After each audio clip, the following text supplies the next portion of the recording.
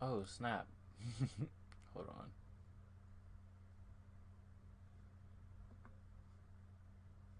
Oh, I'm so late. Okay, hold on.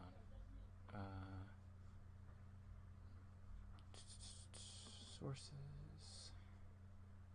Um, just so y'all know, I'm definitely not gonna be showing my face. My hair is an absolute mess, and no one deserves to see that except for people I love. And while y'all are tight, do I love you? That's a question. That's a good question. You know what I mean? Anyway, um, oh, I forgot I had the Google Chrome above that one. Hold on. Let me see if I can. Cause yeah, there we go. That's what I want. We're gonna be doing my anatomy practice because anatomy practice is important when you want to draw an entire graphic novel, like quite literally. God, when the side project becomes the main project.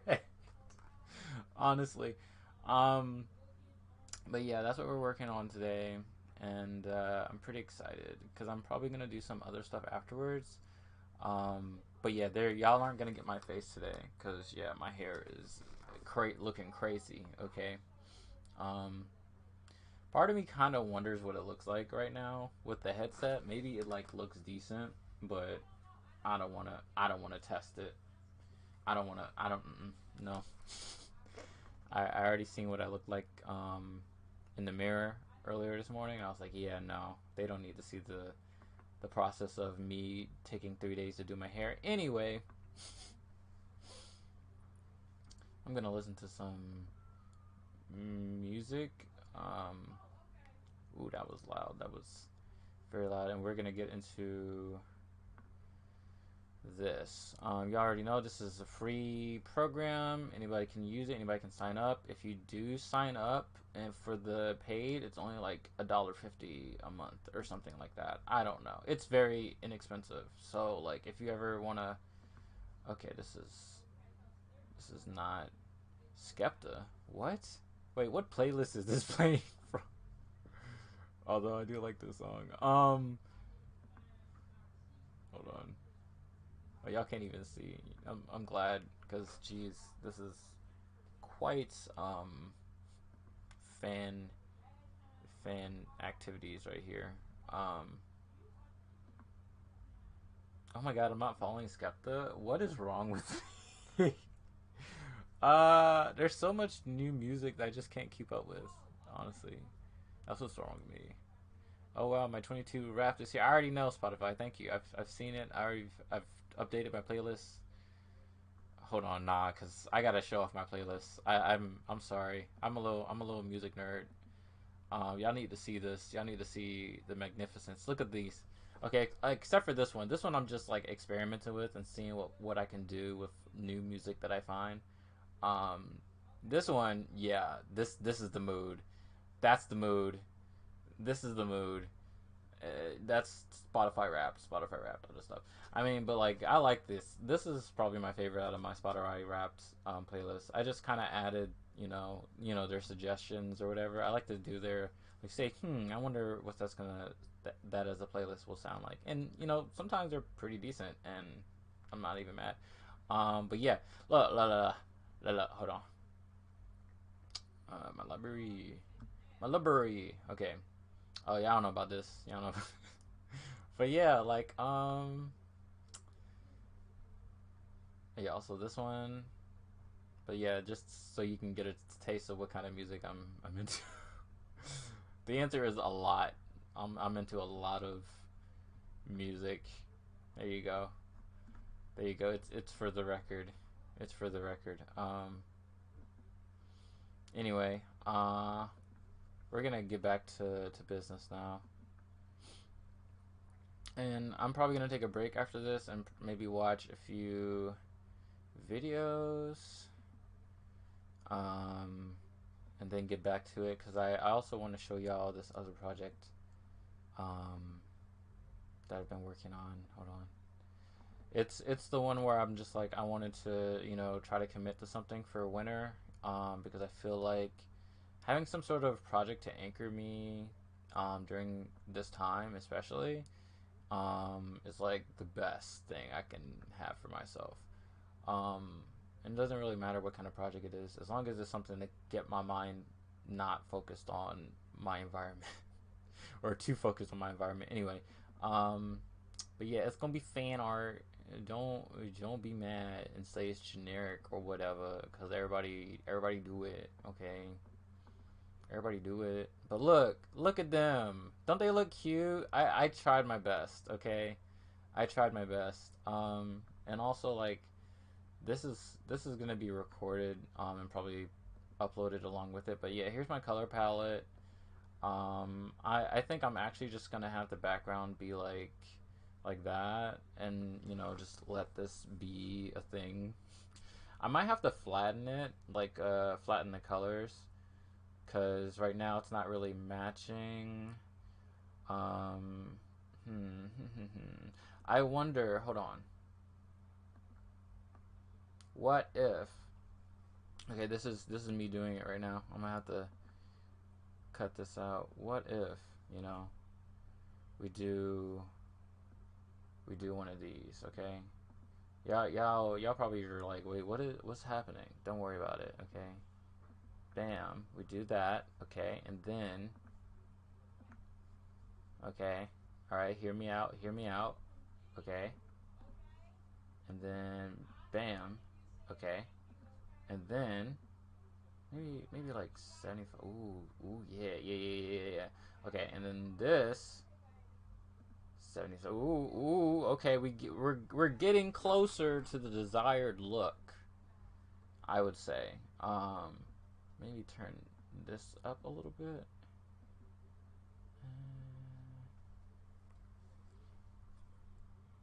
I'm gonna have to figure it out. But yeah, um, I can't wait to record this, finish it, and then upload it to my Instagram, which please follow me, underscore Alex the Artist underscore. Yeah, you'll find me. Actually, no, I think it's double underscore Alex the Artist double underscore, because apparently somebody had already taken that first one.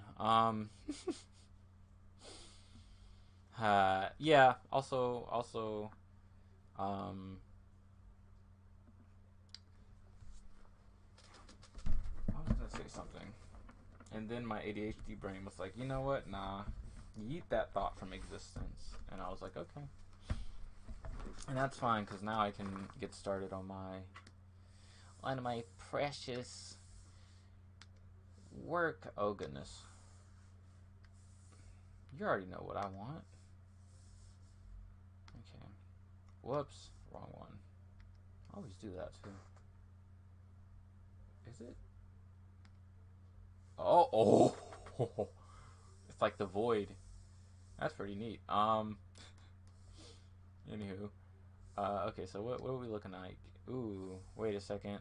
Is Google Chrome not showing? Oh no, it is showing.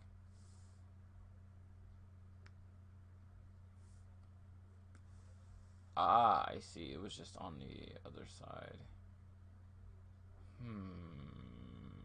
How am I gonna make this work? This is the Photoshop one. Let me unlock that. And then, how am I gonna make this work though? That's a full screen Photoshop.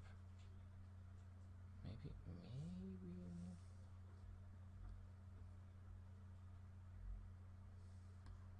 I mean,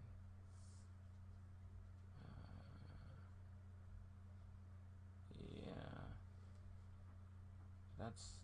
That's fine, I guess. Hmm.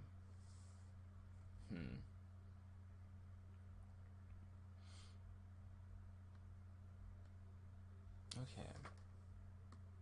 But on the screen they're switched. Well, that's confusing. Hmm.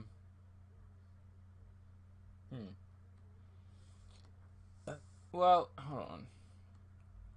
I'm sorry, y'all. Thanks for being patient with me if you're tuning in, whenever, however you're tuning in. whether that be on a cellular device, whether that be from your backyard TV or what have you. I don't know. Doesn't matter. Oh wait. Oh. Ooh. Hmm. Hmm. Yeah, I think I'm gonna do this. I think I'm gonna do this. I think this is fine, right? And then that's more accurate to what's happening. All right. You already know what it is. 30 minute practice. Let's go. Okay. And that is the wrong color. Okay. Oh yeah, I need to keep in mind how I drew the other stuff below this layer, so that way I don't draw too big.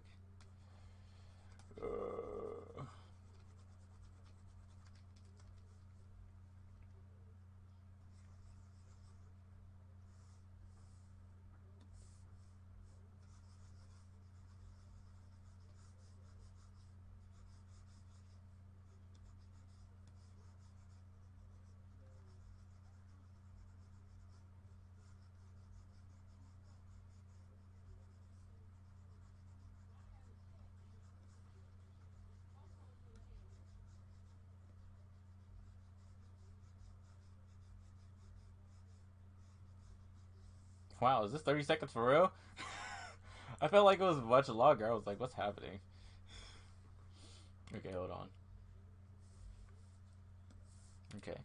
This is like a simple seated pose. I can do these in my sleep. Like,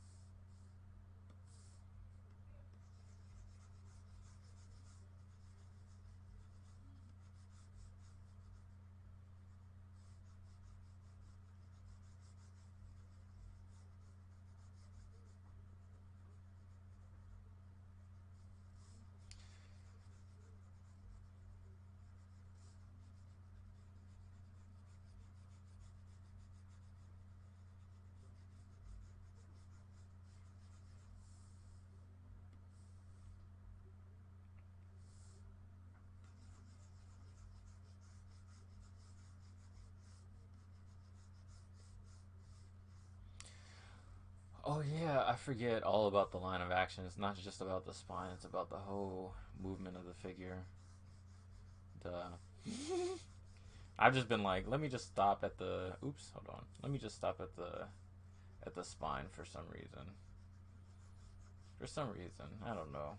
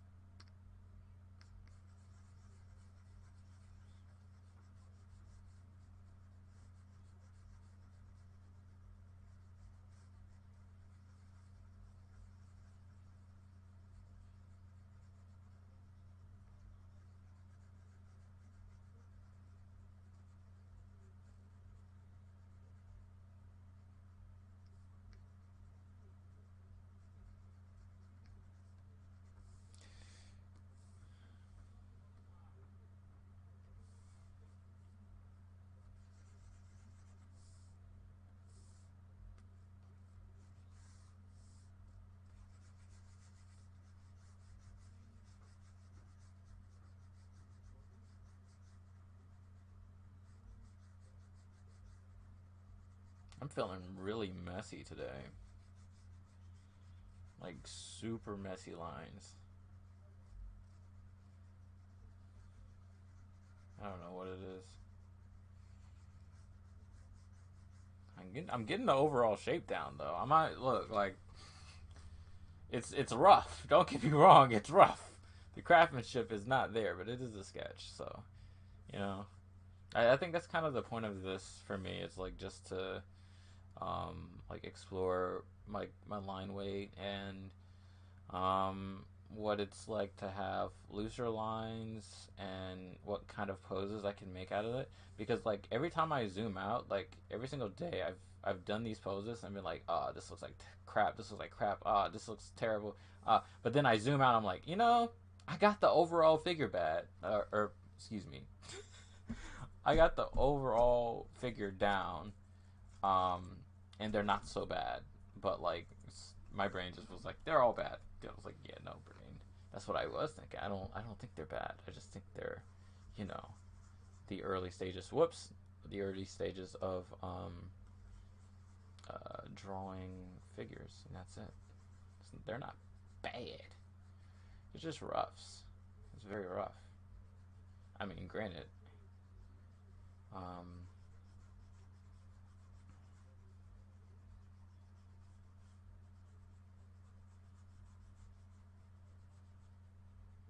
granted.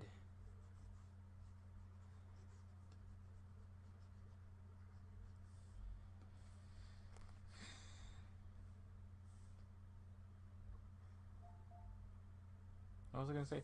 Granted, these are also being done very quickly in like 3 seconds. Wow, that is an angle. That is an angle. Goodness. If you like to draw your like, there's like, I'm not gonna do this to you. I want to, but I can't. I shouldn't. Oh wait, what am I doing? It's poses like this one. I'm like, yeah, I'm starting in the center. I'll work my way out.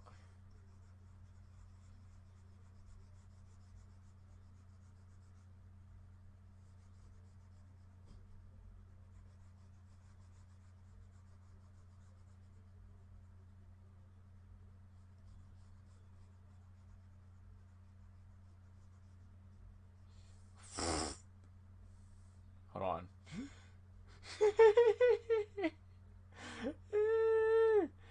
Wait a second. Butts. I love drawing butts. I'm not gonna lie. Butts are like one of my favorite things to draw.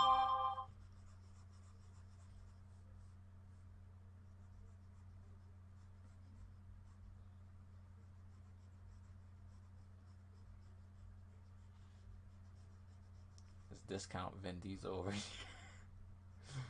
I shouldn't say that. I shouldn't say that. That's rude. That's rude. Wait, what am I doing? It's 36.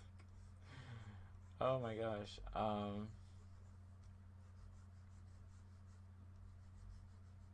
cheated. I cheated. I cheated, y'all. I shouldn't have cheated though. I just get into it. I just be getting into the art, man.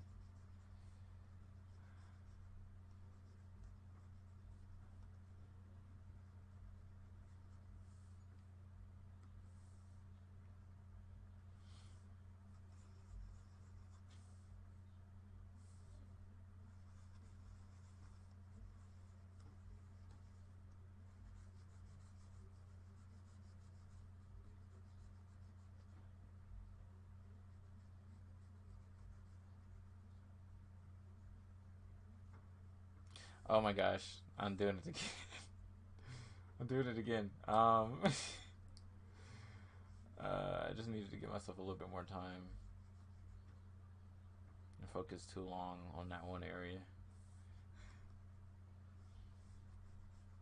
I don't even have his other arm. I think that's what happened a lot yesterday too. I kept getting focused in on certain areas. And really, it's just like it's supposed to be a short pose. Okay, this is a minute pose, so I got a little bit of time. Okay, let's go. Excuse me. No, no, no, nah. We're not dealing with this. Okay, thank you.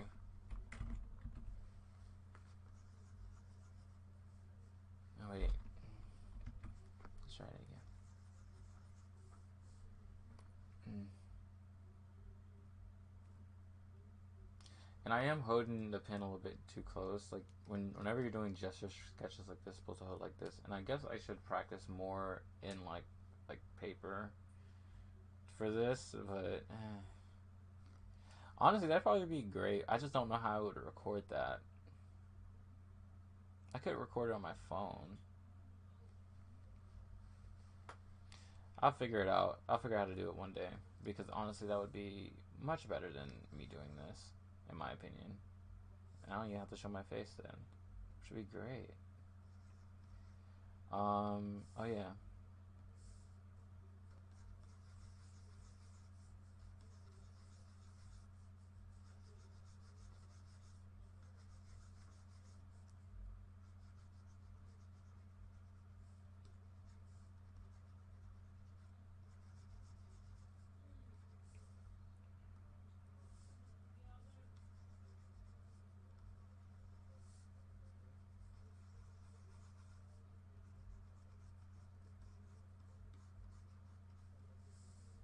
Yeah, I'm not gonna lie. I love drawing fat people. It's way more interesting than drawing a skinny person. It's just like it's more. There's more to do. I don't know how else to better describe it. It's a positive thing. I'm not trying to say like it's like oh fat people are better to look at or whatever. I don't know. I'm just trying to say like I like to draw bigger people. Um, yeah. Damn. I hate how I have to like explain myself for something so simple as like saying that I like to draw. Like at one point I really liked drawing like black people and now I'm just kind of like, I like drawing everybody. And then like finding like myself in drawing everybody is like tight. Oh, I'm dumb. Yeah.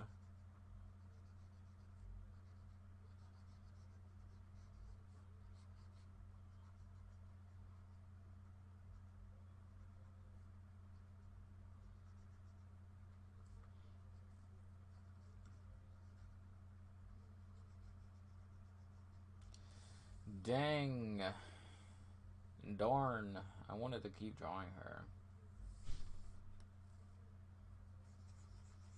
I like drawing this man too. This man is like, yeah, I'm the average hero build, but it's like it's good practice because I don't draw men usually. I like, you know, it's like I don't know. Uh, wait, is this still? Oh dang! I keep doing this too. I keep doing this too. Boom, boom.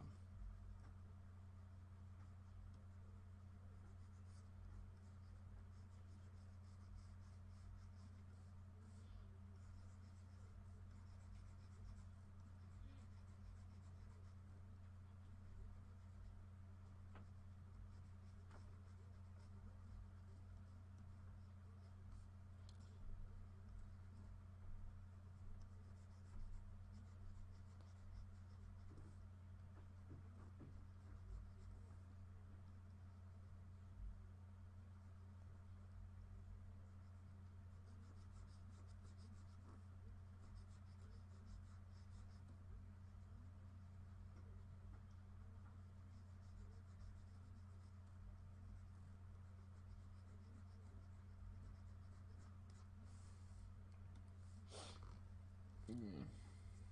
How many 1 minute poses were we supposed to get? Because I feel like oh, three more of 1 minute. Okay, so that's not how his head is oriented. It's more like that.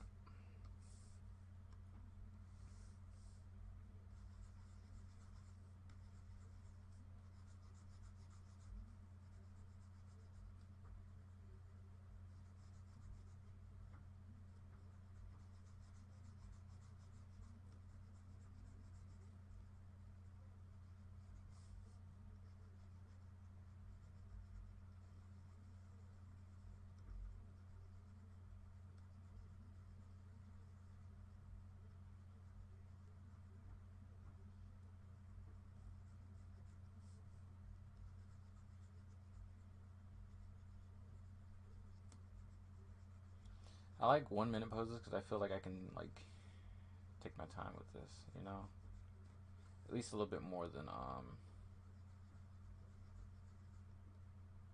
if it wasn't. It feels like a 30-second pose. Jojo, pose, pose, pose. Jojo, pose.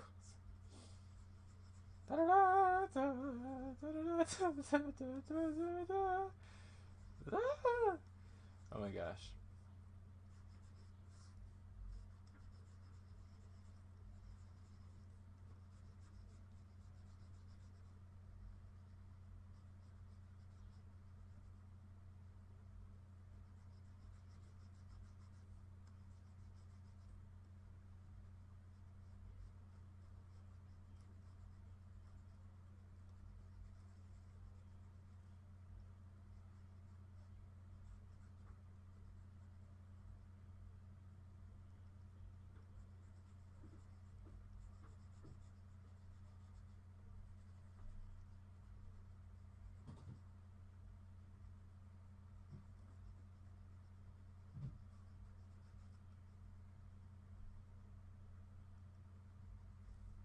Oh, the other arm. No.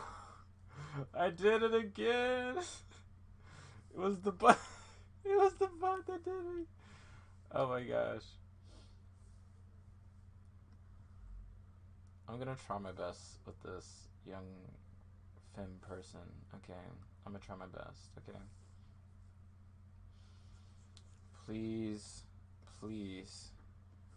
Don't get don't get too focused. I think it's not just butts though. It's not it truly isn't. It's like details like cracks and crevices and stuff like that like in a human body. I'm just like, "Oh wow, yeah, no, I need to get get into that. Not like that, but draw it more." Oh my gosh. It's every time I live stream I realize how autistic I actually am and it's like, damn. Like how did I not realize this sooner? Like how?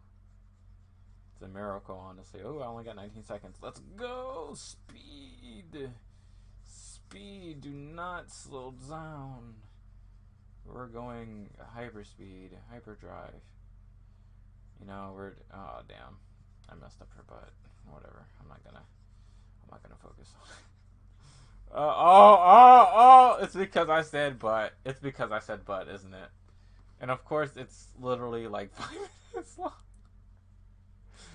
It's because I said butt. It's because. That's hilarious. Genuinely hilarious. Okay, hold on.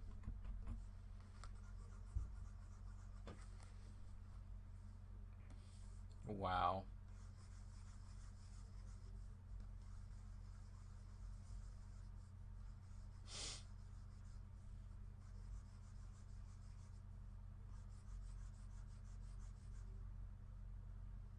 Well, that one's kind of leaning up more. This one's kind of going back in more.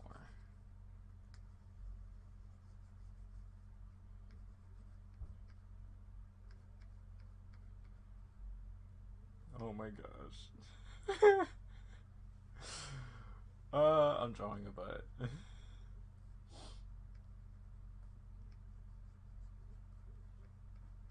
Y'all should pay me for this. Y'all should honestly pay me for this.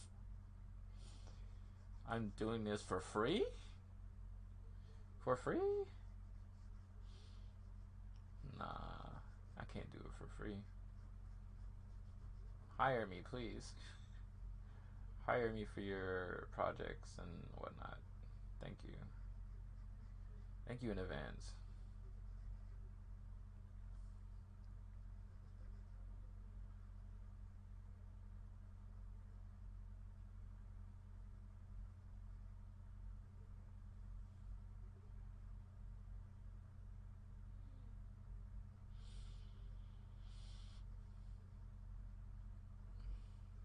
You're getting too wrapped up in the details. I ain't even finished it yet.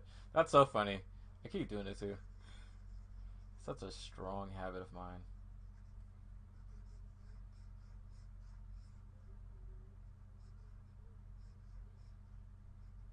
Yeah, it's like the slitheriest. I want to say slimiest. That doesn't even make sense. This most slitheriest slither of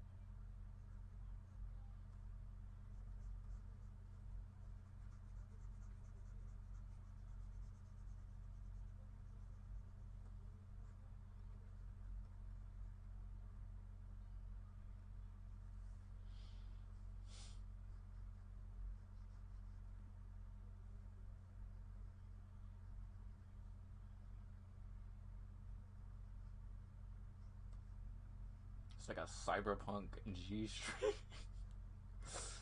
Am I even allowed to draw this on YouTube?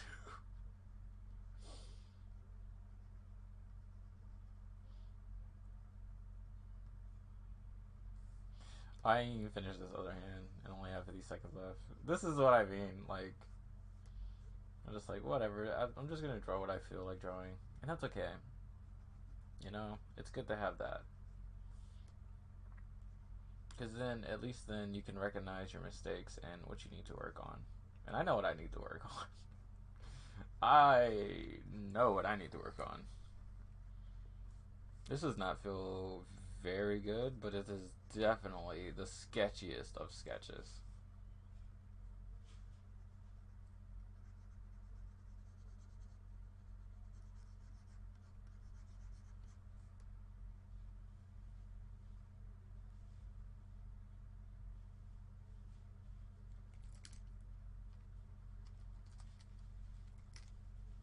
Nah, cause I want to at least fix her up a little bit better in this. Can I go back? There we go.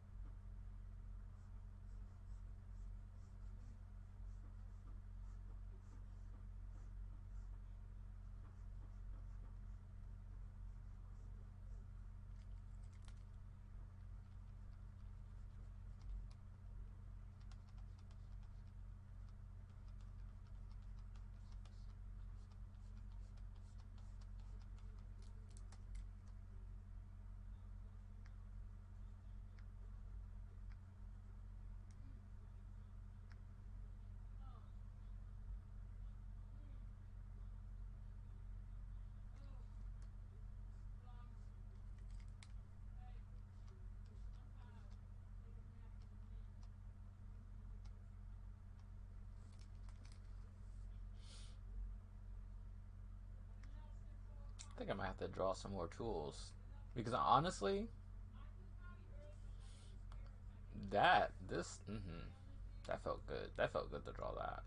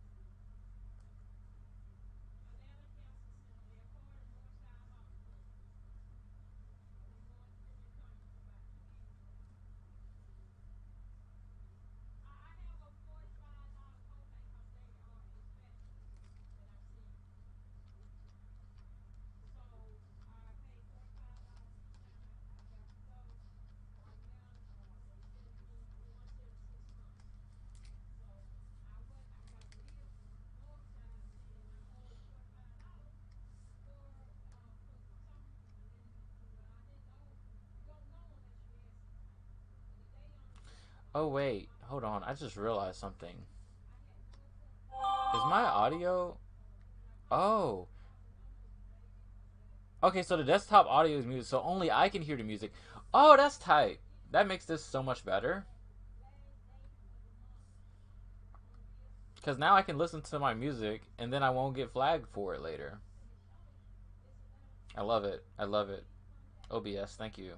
I know people talk a lot of crap about you, and sometimes you deserve it, but sometimes you don't deserve it. Like right now, you don't deserve it right now. Thank you.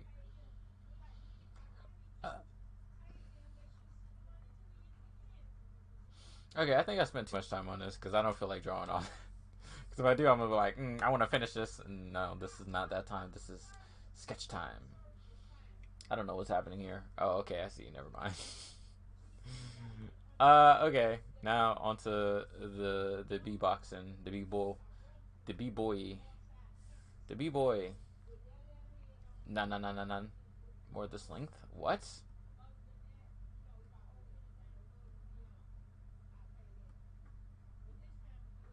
I think I've taken too much time on this.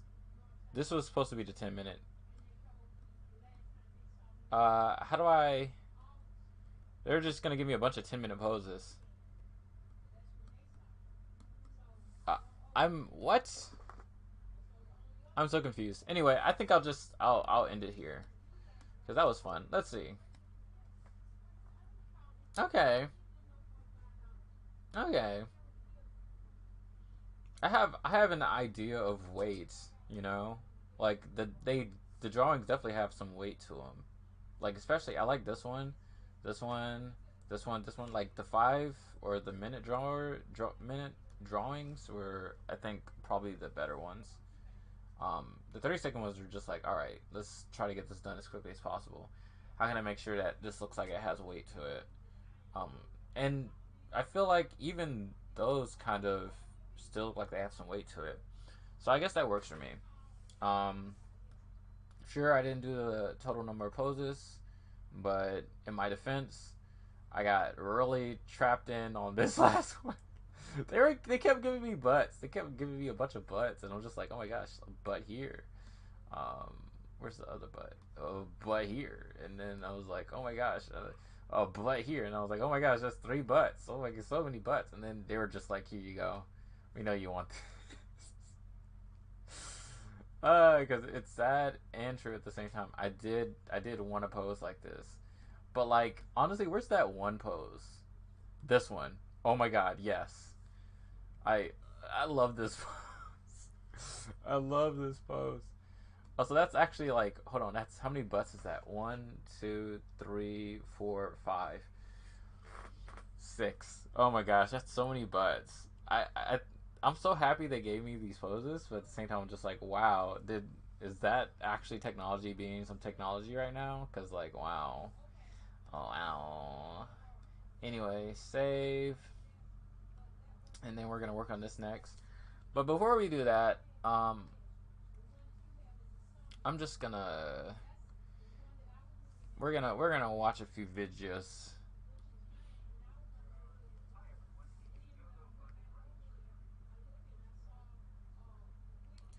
Oh wait, you can't hear this because the desktop audio is blocked. So let me just pause my music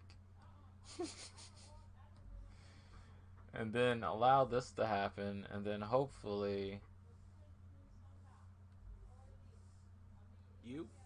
Of this new Metro Boomin project, Heroes and Villains. Legendary hip-hop producer and trap sensei Metro Boomin is back. If I you are suppose unfamiliar with this man, he is the musical architect to some of the biggest rap mainstream hits over the past 10 years, and he's got a lot of success to celebrate at this point, as he did in 2018 when he dropped his first solo project, Not All Heroes Wear Capes, where he essentially played director, bringing some ambitious production to the table and curating features from some of his most frequent and favorite collaborators from over the years. And it's pretty much the same deal on Heroes and Villains, even down to the superhero themes. And okay, I'm sorry. I'm sorry to any listeners who cannot keep up, but you know, nice tight track list from Metro Boomin this time around too. This is where my brain is at. Minutes or so in an era where artists just seem to bloat their projects out for no reason whatsoever. I love that Metro continues to show focus on his records, be it through a collab or an outing more like this. Though I do have to mention an issue right out of the gate here. There's a lot of real estate on this record given to Future, and especially 21 Savage. Now, am I surprised by this? Not particularly, because Metro has made some of his biggest cuts and hits over the years with these guys. But it's pretty clear on this project he wants to hang in his comfort zone, which I think does put some limitations on it. Because at this point he has the potential to bring some pretty insane people onto this project, but again, it's mostly familiar faces over and over and over. But at least the visual presentation of this thing feels big. We have On Time, which I wouldn't say is the most cohesive intro track I've heard on a record this year, but it does bring a lot of impressive displays of vocals, strings, even Morgan Freeman is in the mix at one point. Kind of sounds like 2 or 3 very expensive movie trailers crashing into each other. What's more important is the first full-length song that the record flows into, featuring Future, Superhero, is great with its grand and horn loops, woozy trap beats, and Future's intoxicating auto-tune lace flow, just kind of putting me in a trance. Not a ton of variation of the track across its length, but it's really about the vibe that's truly the draw of this one, and it is a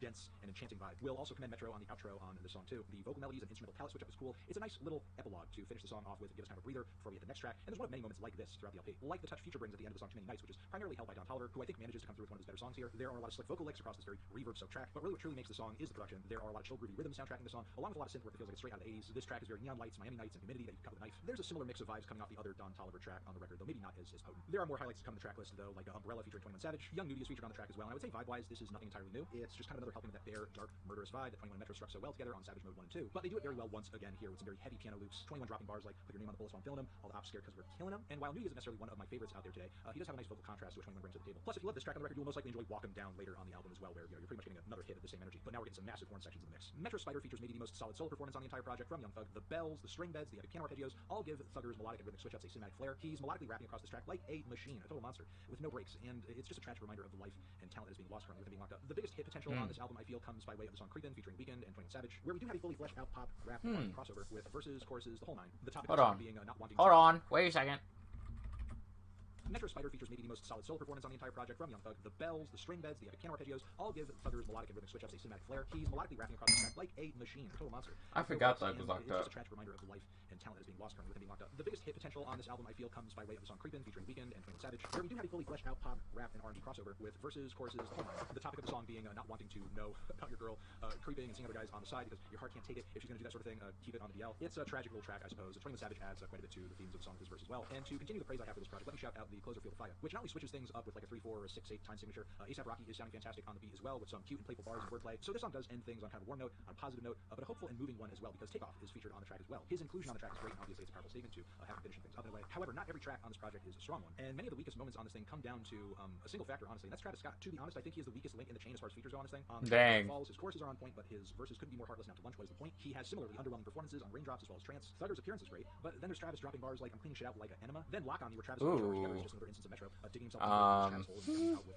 literally nothing to show. So yeah, there are some like the lack of variety among the features that I think is kneecapping the full potential of this project, because when a cut on here does stick, it sticks hard, and the production is consistently quality. Really, Metro sticking to a lot of his familiar trap formulae, but elevating a bit with some strings, horns, extra instrumentation, a sample or two. Also the outros on these tracks. So overall, I see this as a solid record, very good, very solid record from Metro. Improvement on his last one for sure. Hopefully with the next LP, he can get a bit more ambitious on the feature and songwriting end, because really everything else on this, as far as like quality, the boxes are checked on this project, and I just think there's room for improvement. Honestly, room for improvement and growth. I'm feeling a light to decent 7 on this one. Transition. Have you given this record a listen? Did you love it? Did you hate it? What would you rate it? Or the best or the best? Next 7's not bad. Subscribe, please don't cry. The bell as well. Over here next to my head is another video you can check out. Hit that upwarding link to subscribe to the channel. Anthony Fantano. All right. I kind of want to watch this because I am kind of making an entire comic about this. If y'all didn't know, hold on. If you did know, hold on. If you did know, then hey, good for you. You're above the rest. Um, I almost always forget the name of my. I haven't created the webtoons yet, but yeah, no, this is just the panels. This isn't what I'm looking for, is it? No, it's not. It's literally just the panels. Why is this even a thing that exists? Like for real, for real. Hold on. Open.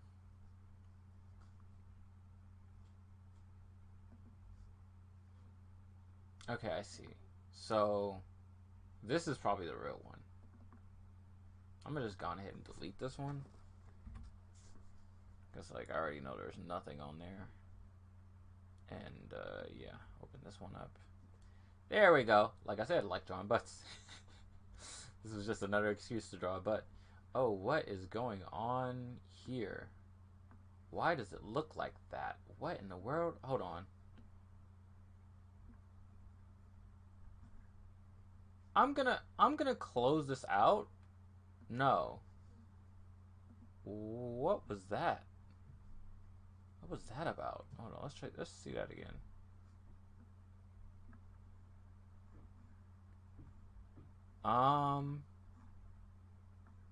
Strange.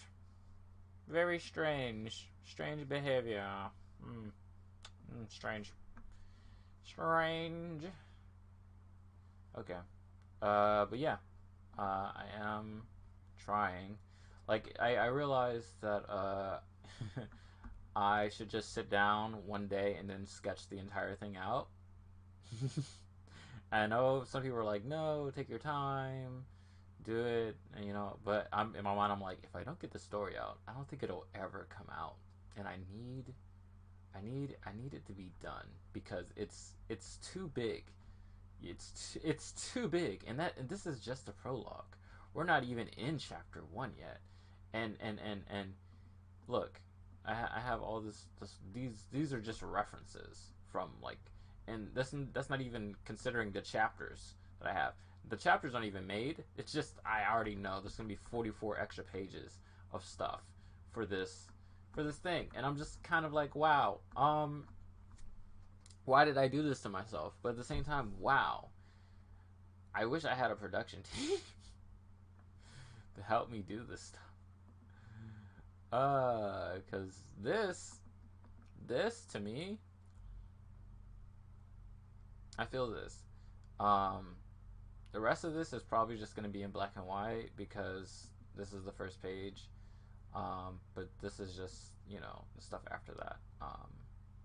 Just so you can get the feel. And I'll have establishing pages and stuff like that, but for the most part, it's just going to be black and white. I'm still working on this because this is the cover.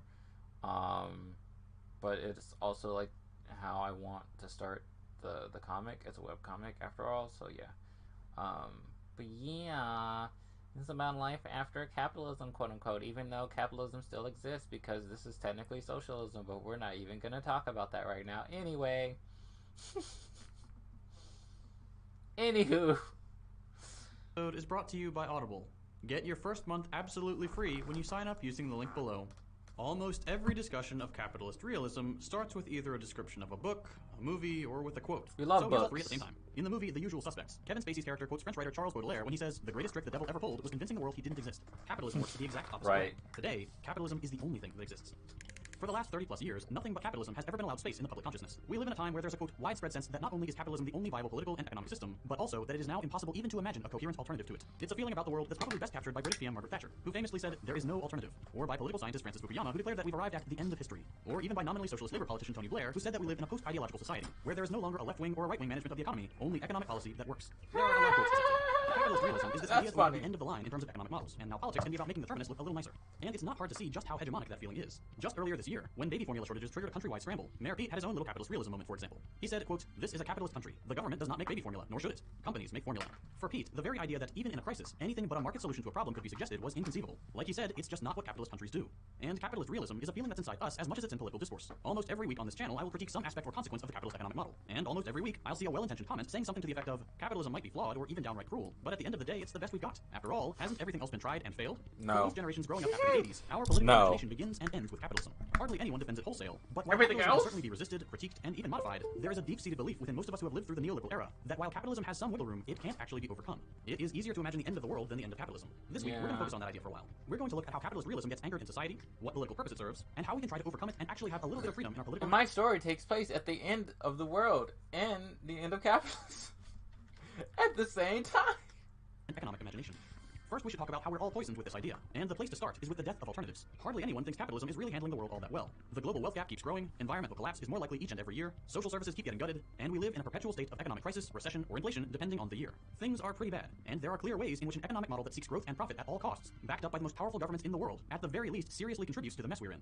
But still, in the back of your mind, some part of you can't really imagine anything better. French philosopher Alain Badiou probably captured this aspect of capitalist realism the best, saying, quote, "We live in a contradiction, a brutal state of affairs, profoundly inegalitarian, where all existence is evaluated in terms of money alone, is presented to us as ideal. To justify their conservatism, the partisans of the established order cannot really call it ideal or wonderful. So instead, they have decided to say that all the rest is horrible. Sure, they say we may not live in a condition of perfect goodness, but we're lucky that we don't live in a condition of evil. Our democracy is not perfect, but it's better than the bloody dictatorships. Capitalism is unjust, but it's not criminal like Stalinism. We let millions of Africans die of AIDS, but we don't make racist nationalist declarations like Milosevic. We kill Iraqis with our airplanes, but we don't cut their throats with machetes like they do in Rwanda." End quote. If things are bad, at least we should be grateful that they could be worse. And this is a very effective rhetorical strategy, because with this perspective we adopt over years of repetition, even critiques of capitalism can end up reinforcing capitalist realism, since all the alternatives have been painted as so irredeemably, inexcusably evil, so devoid of complexity or reason, so one-sided and deterministic. When we criticize capitalism, supposedly the best system of all, we are actually digging an even deeper hole for everything else. After all, if capitalism can be this awful, just imagine how hellish anything else must be.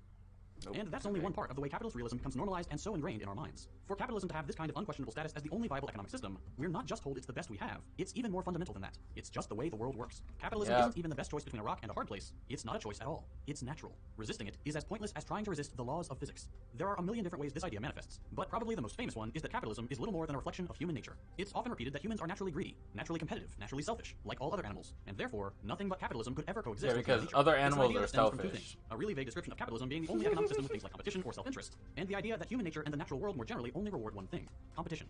But let's quickly dismiss both these ideas. Capitalism is a specific economic system with specific criteria, and it's only existed for a very short time. It's not competition, greed, markets, freedom, or any other vague one-word definition. Capitalism can be distinguished from previous and future economic models by at least three things. One, the existence of capital. In simple terms, money with the primary purpose of growth, instead of money that's just a method of accounting or exchange, for example. Two, private property. The ownership by single individuals of the means of economic production, meaning things like factories, businesses, farms, and so on are owned privately instead of collectively, and are therefore subjected to the decisions of the necessarily outnumbered class that owns them. And three, wage labor. The class without private property sells its labor to the class with private property for a wage. Markets, competition, self-interest, and so on all existed long before capitalism, and there's a good chance they'll exist after. But they do not define it. Otherwise, we'd have a really imprecise and impractical definition. Now the second part of that equation. Competition and greed aren't uniquely natural or the defining feature of human nature. You've certainly heard Darwin's theory of evolution being described with the sentence, survival of the fittest. And while evolution is a matter of scientific fact, this specific framing of evolution being the product of competition, with the intentional slip-up between two definitions of fittest, is neither neutral nor scientific. When Darwin was writing about evolution, he wasn't doing it in a vacuum. Highly influenced by the writings of economist Thomas Malthus, Darwin saw in evolution the features of a capitalist economy he was reading about at the time, and framed his writing with that in mind. It's not some accident that defenders of capitalism find its features in the Darwinist explanation of evolution. It was written with capitalism in mind. This is not to say that competition isn't a feature of the natural world, nor is it absent from so-called human nature, but it is clearly not the only thing that drives how the world works. As the anarchist Peter Kropotkin observed in ants, bees, birds, rodents, ruminants, monkeys, and plenty of other species, quote, "As soon as we study animals, we at once perceive that though there is an immense amount of warfare and extermination going on amidst various species, and especially amidst various classes of animals, there is at the same time as much, or perhaps even more, of mutual support, mutual aid, and mutual defense amidst animals belonging to the same species, or at least to the same society. Sociability is as much a law of nature as mutual struggle. And it's not just animals. Humans are selfless all the time. People, without thought, payment, or self-interest, jump in river to save total strangers from drowning, create mutual aid networks, and collaborate with no expectation of equivalent return. If greed is a natural part of how humans and nature work, so is selflessness. The existence of greed is not reason enough to build an economy that rewards it. To put it another way, only observing humans under capitalism and concluding it's in our nature to be greedy is the equivalent of only observing us underwater and concluding it's in our nature to drown. Yet still, if capitalism survived all this time, we're told it's because it's just the natural order of the world. So many explanations of the success of capitalism in becoming hegemonic when alternative economic models, specifically socialism, have failed, have this manifest destiny kind of logic to them. The development of capitalism, when you listen to its advocates, rarely acknowledges historical circumstances, like the geographic isolation of the first countries where capitalism took root, or the success of liberal revolutions, the absence of global ideological and economic competitors during the period of initial development, the support of the feudal monarchical order that preceded it, the coinciding technological developments that allowed for the enslavement of an entire continent's labor in the process of primitive accumulation, or the crushing of socialist projects in coups, assassinations, invasions, and wars in economically and militarily less developed states. Instead, the simple explanation that's repeated ad ad nauseum is that capitalism works because it's the way the world works. Sometimes gorillas punch each other, and that's why you deserve to be poor. This natural explanation is totalizing, has no logical limits, and it leads to thinking of everything in terms of capitalism That's and not business. even true. Gorillas don't Here, punch Trump is each probably other. the best example of this, with his 2016 campaign taking capitalist realism to its logical endpoint by saying he would run the government like a business. Embedded in that sentence is the idea that the logic of businesses, markets, profit-seeking, and so on naturally lead to the most desirable outcomes in any situation. And you can add onto this list of the ways capitalist realism functions the equally widely disseminated idea that it's just simple pragmatism to believe in capitalism. Everything else is gross and ideological means bad. And to make that point, here's a quote from the raccoon of ideology himself, Slavoj Žižek. At this point, we reach the supreme irony of how ideology functions today. It appears precisely as its own opposite, as a radical critique of ideological utopias. The predominant ideology today is not a positive vision of some utopian future, but a cynical resignation, an acceptance of how the world really is, accompanied by a warning that if we want to change it too much, only totalitarian horror can ensue. Altogether, these different narratives try to establish the idea that capitalism is neutral in its existence, that it is welded to the structure of reality. Socialism or communism, those are imposed on top of the real world. They're just ways to try and change the world away from how it really is, to impose an ideology on reality. Not capitalism, though. Capitalism is reality. It's neutral. It's not ideological. It's just how the world works. And the benefit of capitalist realism is just how successfully it shields capitalism from crisis. Crises are a regular feature in any society, but capitalism has a built-in mechanism that leads it to crisis every 5 or 10 years. The competing logic of reducing costs and increasing sales almost always leads to a crisis of overproduction under capitalism, where, over time, workers don't make enough money to participate in the economy at a rate that keeps profits coming in. Regardless, whether it's a mostly internal crisis like that of overproduction, or one triggered by a relatively unpredictable event like a global pandemic, crises are often moments where capitalism comes into the foreground and faces the risk of being challenged. The benefit of capitalist realism in these moments is that it suppresses the revolutionary idea of transitioning away from capitalism to another economic model, and favors explanations of the crises that don't mention capitalism. If capitalism is the ground that the world is built on, not an economic model that we can decide if we want to keep, it will never be questioned. And fascism in particular is an ideology that benefits from this aspect of capitalist realism, since it works by attributing any problem in society not to a structural feature of that society, but to its corruption by some outside group of quote-unquote wrong kind of people. To quote Todd McGowan, fascism views the crisis as an anomaly that one might repair, while emancipatory politics sees the crisis as the moment at which capitalism reveals the truth of its distortion. And just to be clear, here repair is very euphemistic. Repair to a fascist means killing, deporting, or imprisoning those whose identity has been selected as the cause of the distortion and crisis. Capitalist realism can quite literally stop us from seeing the root of some of our problems, and can either lead us only to band-aid solutions or genocidal cataclysms. So how do we combat this idea that capitalism is all there is? Well, there are a couple ideas. The first, from Mark Fisher, is to demystify concepts like the economy. We made the economy up. We can choose to make it work another way. We are allowed to question the rhetoric that says things like austerity, inflation, and recessions are out of our control. They're not. We don't always have to be on the back foot. We can anticipate these things and control the economy in a democratic way. Same goes for ideas like privatization. There's nothing mandatory about privatizing a government service. Not everything can or should be run for profit. Not everything can be put up for sale. There isn't a market for everything, and the purpose of human government isn't to turn over more and more of our existence to capitalist forces. And finally, we need to build an alternative, a communist realism. In Mark Fisher's words, the concept of communist realism also suggests a particular kind of orientation. This isn't an eventualism, which will wager all its hopes on a sudden and final transformation. It isn't a utopianism, which concedes anything realistic to the enemy. It is about soberly and pragmatically assessing the resources that are available to us here and now, and thinking about how we can best use and increase those resources. It is about moving, perhaps slowly but certainly purposively, from where we are now to somewhere very different. In case you couldn't tell from all the quotes, this episode was inspired by Mark Fisher's phenomenal work, Capitalist Realism. If you enjoyed this week's episode and you'd like to learn more about just how ingrained this notion of capitalist realism is in our modern society, I highly recommend you check it out. I try my best to learn and understand as much as I can about topics like these so that I can explain them the way I wish I could have had them explained to me back when I was first learning about this stuff. And my personal favorite way to do that is by listening to fascinating audiobooks on Audible. I struggle to sit down and read a book, but with Audible, I can get through my very long list of titles, all while running errands, or working out, or tidying my perpetually messy office. I just finished listening to Capitalist Realism again, and I cannot stress enough just how critical it's been in helping me wrap my head around this topic. There's seriously no better place to start, in my opinion. As an added bonus, when you sign up for Audible using my link, you get to pick a free audiobook every month. Yours to keep even if you cancel your subscription. Listening to Audible has completely changed how I learn. If you enjoyed this week's topic, I highly recommend you check out Capitalist Realism on Audible. It's a fantastic listen. So if you want to help support my channel so I can produce more content like this, visit audible.com/secondthought or text second thought, one word, to 500-500. New members can try Audible absolutely free for 30 days. It really does help support me and my channel. Get started by following the link below or by texting second thought to 500-500. If you enjoyed this video, consider dropping a like. If you hated it, a thumbs down. You can check out my previous content by following the links on your screen. Thanks for watching, and I'll see you next week. I like that. That was a good video. I like that video. Germany foils coup plot. What is this about? Should we talk about the German thing? Is that next, maybe? Yeah, the failed German coup. Oh god. This story is fucking mental. So, your country, finally, this is the guy who looks like David Starkey, the English fucking deranged right-wing historian who's like obsessed with Tudors and shit. So, okay, where do we start? So, there's a German extremist group called Reichsbürger, or Reichsbürger? Reichsbürger? I have no fucking idea, whatever. Translates to citizens of the right. Gross. And, they were planning an event called Day X, where they wanted to overthrow the German government. They had plans to kidnap the health minister. Oh my gosh. They have about 21,000 members. Jesus. 10% at least of whom are violent. Oh God, They that's refuse too to pay many. taxes. They don't recognize the modern German state. They're Of course not, at least on paper, a Nazi group, believe it or not. Ah, that's funny. They are riddled with anti-Semitism and other conspiracy theories, but they were kind of like grown a lot off of the back of COVID-19 and QAnon conspiracies. They that's kind of where they gathered a lot of their recruits from. So they're fascist. The ideology, as far Got as I know, you. is that they refuse to recognize the modern German state because they want to go back to a 1871 like revival of the Second Reich. Nigga, what? like fucking Bismarck and shit. Are you They serious? have their own military wing. They have like a health, justice, and foreign affairs department. They Oh my God. like, and Barbara's 25 of gone their wild. main people were arrested across 11 German states. One of the guys, this guy here, is like a minor German aristocrat called Heinrich the Eighth, fucking Henry the Eighth and shit. Yeah, I don't know. That's sad. That's all I can think.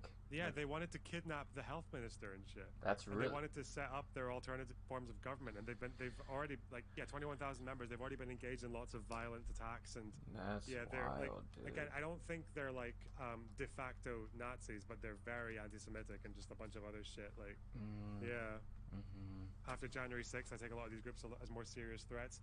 Yeah, my celery actually was telling me that it was doing an essay, or like the last module of its research in uni was about fascist movements in Europe. First of all, going through like 14 points of fascism to decide which groups were fascist and which ones weren't. So like, you know, Trump obviously matches 14 points like very well. But Yeah. going through like Le Pen or AFD or the Italian people or Le Pen and just seeing like how fascistic each group is, but also how threatening they are to the democratic systems of the country.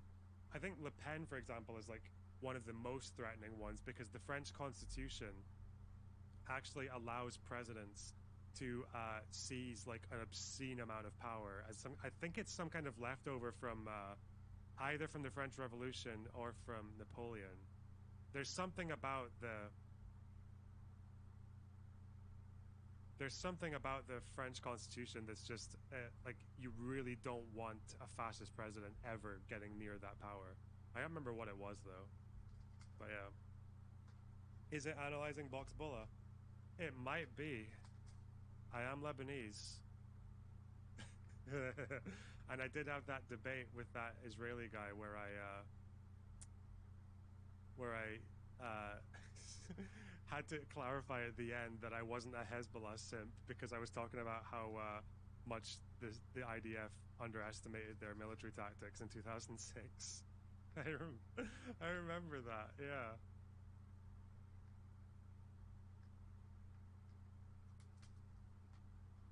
Fucking Nasrallah standing on a soapbox bragging about how he had like kept the limbs of dead Israelis as fucking trophies and shit. Oh god. That's weird. Not a big Hezbollah fan? No, not really. Bit fucking Mental? bit out there, you know? Yeah. Article 25 and 48 in the Weimar Constitution? I don't know what those are. Let's look at the news story about it. Hezbollah, hey, quiet Beckett. No memes. This is serious.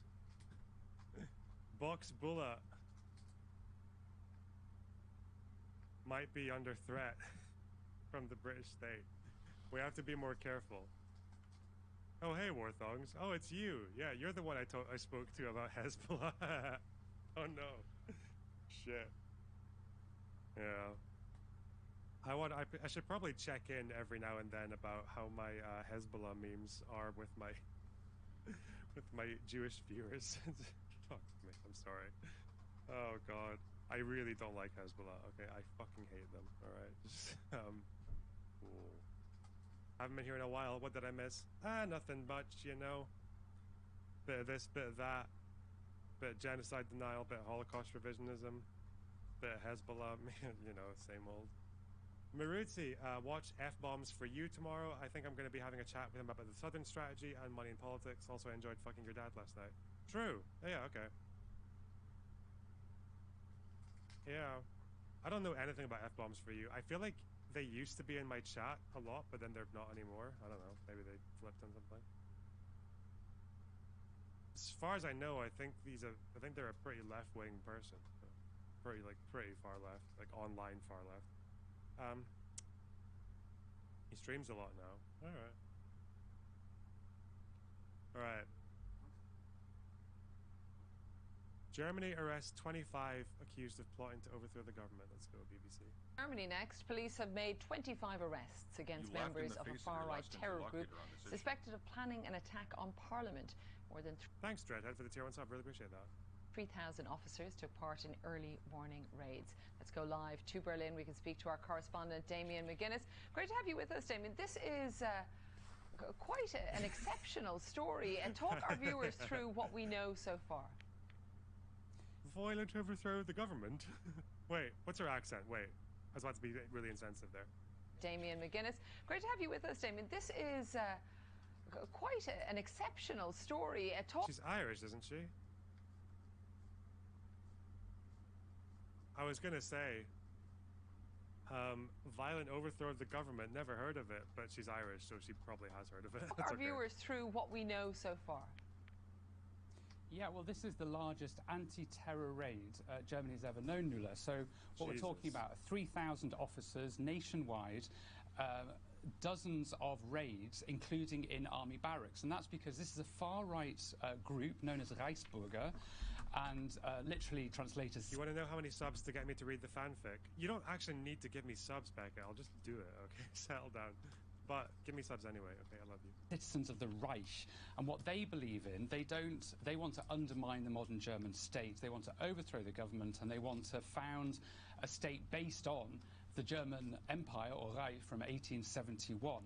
Now, this is a very fringe movement, potentially a very violent movement, and that's why officers have taken this so seriously, because some of the people involved in this movement, some of the people arrested, the 25 people arrested, were former officers, former soldiers. One of them was a former member of the National Parliament here in Berlin. She was working as a... Oh, was it AFD member? Judge until she was arrested. There was also a minor aristocrat who was thought to be the ringleader of this. This movement has some quite high-profile figures, some of whom are armed, some of whom have access to weapons, and that's why it's being taken incredibly seriously. Although it also has to be said, Nuala, that there aren't any indications that this plan would have been successful. This is a very radical group, but also a very fringe group. They've been going for decades, since the 80s, and even though they're armed, and even though there are outbreaks of violence regularly, they're not seen as an imminent threat to the German state, in the sense that this is something where there have been any injuries so far in this particular plot, or anyone's died in this plot, but it's being taken seriously enough to show, really, that nationwide raids have been merited. And, you know, we've seen dozens of arrests so far, and more are likely to come. It's so interesting. I'm sure people, Damien, will start pointing out parallels that they may see with the United States if we think of some of the more far-right groups, particularly in the aftermath of if the only the January U.S. 6th would mass attack arrest on the those U.S. people. Capitol. I mean, is online a big part of this group? Are they very well known? What their, I don't know, membership or motives are? Yeah, it is interesting. There are links to the US conspiracy movement QAnon. This movement, the Reichsbürger movement, the Citizens of the Reich movement, goes back to the 80s. So this has been going for decades. We have times in Germany where they seem to be more active, other times... Hey, Seamstar, thanks for the gift of tier 1 sub. Really appreciate that. Wow, 1 minute 30 to the hype train, guys. Imagine getting a hype train. Maybe if I get a hype train, I might just read the Beckett of Crabs fanfic. Who knows? When they seem to be less active. What we've seen over the last few years, and particularly during the pandemic, is that all sorts of different groups, very disparate groups, including anti-vaxxers, COVID deniers, far-right extremists, all coalescing around this Reichsbürger movement in a way, really, to God, I feel like he's pronounced that word in 3 different ways now. You laughed in the face of your last interlocutor on this issue. Oh, fuck, I was joking. Okay, thank you, Beckett of Crabs, for the tier 1 sub gift. I really appreciate it. say that the German state is not legitimate. And I think there are links to the US, this idea of a deep state. What the people of this movement talk about, they say that Germany isn't a real country. Modern Germany is, in fact, a company, a firm, they call it, that's run by the US or by the Allies. And they say that the real Germany is the one that was before the First World War, and that's what they want to get back to. They don't recognize the German state. These people refuse to pay taxes. Regularly, you have shootouts with police in houses in some parts of Germany. So this is something that does ebb and flow, but I think the fact that there's been so much going on in the US connected to certain conspiracy theories, and particularly linked to the pandemic, and you know, a small but radical movement within Germany of people who say that the vaccine is the problem and not COVID itself. And even though these groups are very small and very... Isn't it scary to think that, like, this kind of crack pottery is the kind of thing that people get sucked into when they're in a pretty vulnerable You laughed state? in the face Like, of your last interlocutor. pandemic obviously escalated that quite a lot for a lot of people. Like, I mean, I feel like I've brought this up in chat before. Doesn't everyone in chat know at least a couple of people who just completely fell off the rails during the pandemic? And now with cost of living being the way it is, like, if that just doesn't stop for the next 5-10 years, like, yeah, they're gonna be fucked. That's really scary. Yeah. Fringe. Some of them are quite radical, and what we're seeing, according to police today, and Imagine no us. Yeah. Certainly according to what we've seen over the last few years, is that some of these people are prepared to use violence to do what they think is the right thing, which they believe they want to overthrow the German state. They just don't believe in the legitimacy of modern Germany. That's why they're seen as such a danger. Damien, thank you so much for giving us that analysis and understanding, really, of what's happening in Germany. And the pronunciations. Amazing. Damn, look at all that. Magos Informaticus, thanks for the tier 1 sub. Radical Liberal Lonerbox reads fan fiction on stream.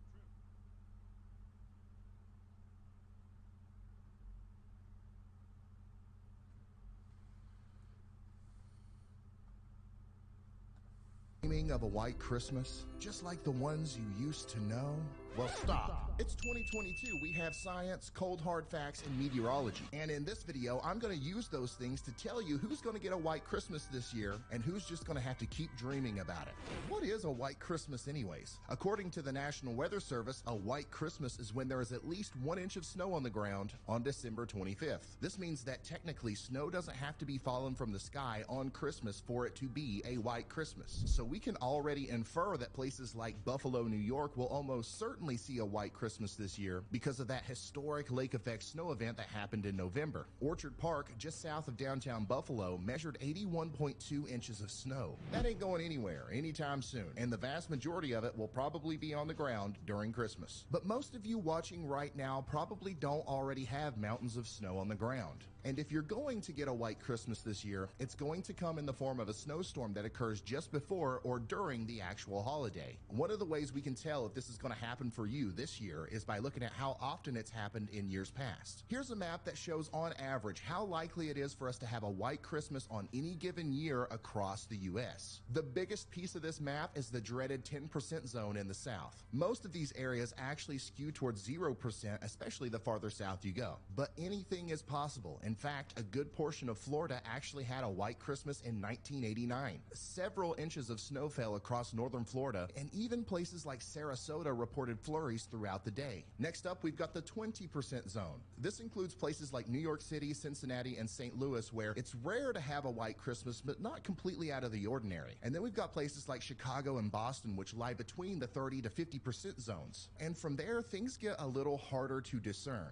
Obviously, the higher up in elevation you go, the the better chance you're going to have at seeing snow any time of the year, especially on Christmas. So that explains this mess over here in the Rocky Mountains. But look at the gradient in Minnesota as we reveal the 60 to 70% zones. These are the places that actually expect to see a white Christmas every year and are probably pretty indifferent to the subject overall. And then, of course, there is a 90% zone. This is where it's actually rare for there to not be snow on the ground during Christmas. So now that we know on average how likely it is for us to have a white Christmas on any year, we can ask the question, what about this year? One thing about this year that will likely skew what actually happens away from those averages we just looked at is the fact that we are dealing with a triple dip La Nina. This is actually really rare. In 2020, this pattern helped produce the Christmas snowstorm that dropped significant snow from Tennessee up into Kentucky, West Virginia, Ohio, and Pennsylvania. And that ultimately led to one of the first white Christmases in many years for a lot of those locations. But this is not the only thing that we look at, especially this year. There's a lot of important factors that come into play. One of the big signals meteorologists look at to predict winter weather is starting to show something very interesting. The North Atlantic Oscillation, which basically tells us how strong or weak pressure systems are in the Northern Atlantic, is starting to flip negative as high pressure slowly gains intensity over Greenland. This is more than likely going to force storms down over the lower 48, leading to an increased presence of cold air in the east and therefore a higher chance of snow. Just take a look at this long-range forecast model. It's showing yet another one of those big transitions happening as we head into the middle of December, bringing much colder air across the vast majority of the eastern U.S. It's my opinion that this will lead to a big snowstorm somewhere. But look at the timing. As of right now, this big transitionary period looks to take place before Christmas, likely several days before. In fact, on Christmas Day, the trend will be going towards being more mild in the east, while warm air tries to build up around the Rockies. This may be getting kind of confusing, but I promise we're about to make it all make sense. And it's not going to be nearly as confusing as trying to figure out what the heck we're going to buy people for Christmas this year. I mean, seriously, is it not harder this year than years past for anybody else? I have been stumped on this until I came across today's sponsor, which is actually what I'm getting everybody for Christmas this year. I'm sorry to ruin the surprise for any family members that are watching. Y'all squad, in case you haven't already noticed, winter is here. It's time to start thinking about getting all Christmasified, spending time with your family and friends, eating turkey and listening to music,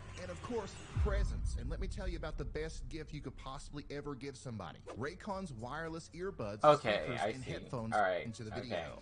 So this is a tough one. There's very likely going to be a big storm somewhere east of the Rockies before Christmas, but it's too soon to tell exactly where and how impactful it will be. After that, a period of quiet and milder weather will fill in and likely melt most of the snow associated with the first storm that came through. Then, another storm will come into the picture, causing snow farther north as cold air tries to break back into the lower 48. As of right now, this is the storm that I think will be the one that affects Christmas the most. But it's impossible to tell exactly what that storm track is going to look like. But given all this information, myself and the team of meteorologists here at Ryan Hall Y'all have come together to form a gigabrain of weather forecasting that's going to allow me to tell you who's getting a white Christmas this year, or at least our best and most educated guess. Here's my final map that shows my prediction. This big yellow zone in the south is where I think we're going to have a 5% lesser chance of seeing a white Christmas this year. And then this dark orange area is where I think we're going to have a 10% lesser chance of seeing a white Christmas this year. So a lot of that is already in the 10% zone. So essentially you guys have 0% probabilities of seeing a white Christmas this year, according to me. Now, the blue zone is where I think we're going to have a 5% greater chance of seeing a white Christmas this year. And of course, the darker blue is where I think we're going to have a 10% greater chance of seeing a white Christmas this year. A lot of that overlaps the 90% historical zone, so you guys essentially have a 100% chance of seeing snow on the ground on Christmas, according to me. I invite anybody who lives in any of these areas to like this video right now. Thanks to the Ridge Wallet for sponsoring today's video. When it comes to astronomy, the approach of poke it with a stick is usually not a very viable option. You cannot poke stars with a stick, and not much can normally be learned by poking planets. However, if your stick is actually a high-tech sample collection device, and you target a cosmological time capsule composed of loose regolith and dust, suddenly we have the setting for the largest and most scientifically advanced stick poking in human history. Oh my gosh. With the OSIRIS-REx spacecraft's mission to the Bennu asteroid, that's exactly what happened. I'm Alex McColgan, and you're watching Astrum, And today we continue with our third look at the OSIRIS-REx program. In this video, we explore the moment of truth, the culmination of a journey that spanned 4 years, the first time in history a US spacecraft poked an asteroid. If you watched my other videos on this topic, you will remember that the OSIRIS-REx, or the origins, spectral interpretation, resource identification, security, regolith explorer, is a NASA-developed spacecraft that was launched in 2016 with the mission of collecting and then bringing home to Earth a sample from the near-Earth asteroid known as 101955 Bennu. This mission is an important one, as Bennu is an extremely old asteroid. It is thought to have been around since the birth of the solar system, and as such is a treasure trove of information about the solar system's formation, and maybe even the origins of life. However, while missions have photographed asteroids before, and have even collected stardust from the tails of comets, this was the first time a US spacecraft would have ever traveled to an asteroid to physically collect a sample from its surface. NASA's goal was to collect a 60-gram sample of regolith and dust from Bennu's surface. It would do that by entering Bennu's orbit and slowly descending. It would be careful not to disturb or contaminate the asteroid's surface by using its thrusters, but would drift gently down, extending its long touch-and-go sample acquisition mechanism, or TAG-SAM, as it did so. Then, at the moment it touched the surface of the asteroid, it would release a burst of nitrogen gas from its arm, kicking up dust and materials, which would be captured in its sampler. OSIRIS-REx would then return home with its sample. However, that mission was not as simple as it may sound. Bennu is a relatively small asteroid, only about 490 meters in diameter, which meant that there was very little gravity. While scientists had previously mapped out the rough shape of Bennu to a surprisingly high degree of accuracy using radar imaging, this low gravity had led them to believe that Bennu would be made of relatively fine materials. This was not the case. Bennu was covered in large boulders, some of which were 58 meters across. As such, there were limited places where OSIRIS-REx would be able to touch down to collect its sample. And so, OSIRIS-REx spent over a year, 505 days, circling Bennu and mapping out its surface, choosing the best location for its system-spanning pogo stick hop. After careful deliberation, NASA had decided on potentially 4 sites for the sample collection: Osprey, Kingfisher, Nightingale, and Sandpiper. You might notice a bird theme here. Bennu itself was named as the result of a contest run by the University of Arizona, the Planetary Society, and the Linear Project in 2012. In it, more than 8,000 students submitted name ideas. The winner was a 3rd grade student who wanted to name the asteroid after the Egyptian mythological bird Bennu, because he thought that the OSIRIS-REx's TAG-SAM arm looked like the graceful extension of a heron's neck, just like the Egyptian god Bennu. That's a good one. Meaning it was named after the craft visiting it, rather than the shape of the asteroid itself. NASA seems to have kept with this bird-like naming convention. In the end, NASA chose the Nightingale site for OSIRIS's landing. The site was set in a crater that seemed to be relatively young and clear of rocks, which came with numerous benefits. Not only would landing be easier, but the recently exposed material beneath Bennu's surface would likely be an accurate reflection of the asteroid's internal workings. With the site selected, OSIRIS began its descent. However, it did not rush in with a single try. Instead, it did practice runs. The first took place on the 15th of April 2020. OSIRIS-REx approached the asteroid to a distance of 65 meters before activating its thrusters and rising again. Everything worked perfectly, and its thrusters worked just as intended.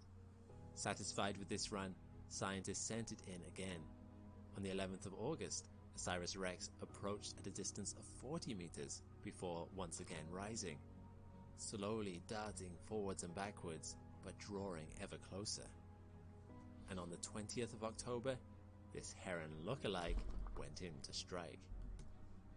Using onboard computer systems to plan its trajectory and perform its operations, As the lag time for signals from Earth rendered real-time remote control of the spacecraft impossible, Osiris slowly reached out to touch the surface of the asteroid.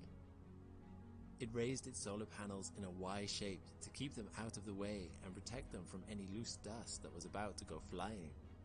It reached out its arm to land. It touched the surface, and then, surprisingly, it kept going. When I think of the surface of asteroids and comets, I imagine them as firm and hard enough to stand on, as you might see in films such as Armageddon. But the truth is that, particularly for small asteroids like Bennu, their low gravity means that their mass is only loosely held together. What looks like a stable surface is actually loosely held material interspersed with pockets of nothingness. Gaps that mean Bennu is so easy to sink into, if you stepped on it, you'd likely vanish inside of it. Like stepping into foam, OSIRIS-REx's arm sank almost half a meter into the surface of Bennu before the thrusters arrested its fall. Furiously activating its nitrogen gas burst, Osiris blasted a hole in the side of the asteroid. What was expected to kick up a little regolith and dust displaced over 6 tons of loose rock, as all that material, so loosely held together under Bennu's tiny gravity, was catapulted in all directions. OSIRIS-REx's thrusters went into overdrive, burning the most they had ever burned on this trip to pull them away from the expanding cloud of dust. Of course, this was all pre-programmed. NASA had planned for this, although perhaps not to this extreme. OSIRIS-REx had just made a new massive crater in Bennu. Upon getting away from the asteroid's surface, OSIRIS-REx checked its haul. It had hoped for 60 grams of material. Instead, it found it had collected somewhere between 400 grams and over 1 kilogram of material. So much material had been collected that a rock got stuck in the flap that closed the sampler's head, causing some small amount of the material to get lost. However, OSIRIS-REx succeeded in transferring the sampler head to a sealed container built into it. Its mission had been a huge success. For a time, OSIRIS-REx stayed watching, flying over the asteroid to image it and see the outcome of what it had done. The surface of Bennu was different now. Even larger materials had moved far. Just look at how far this boulder was thrown, around 12 meters across Bennu's surface. However, OSIRIS-REx couldn't linger forever. Its sample needed to get back to Earth, and so, after performing one last flyby on April 7th, 2021, it began a long journey home. And there we have it. Right now, as of the release of this video, OSIRIS-REx is making its way back through the void of space.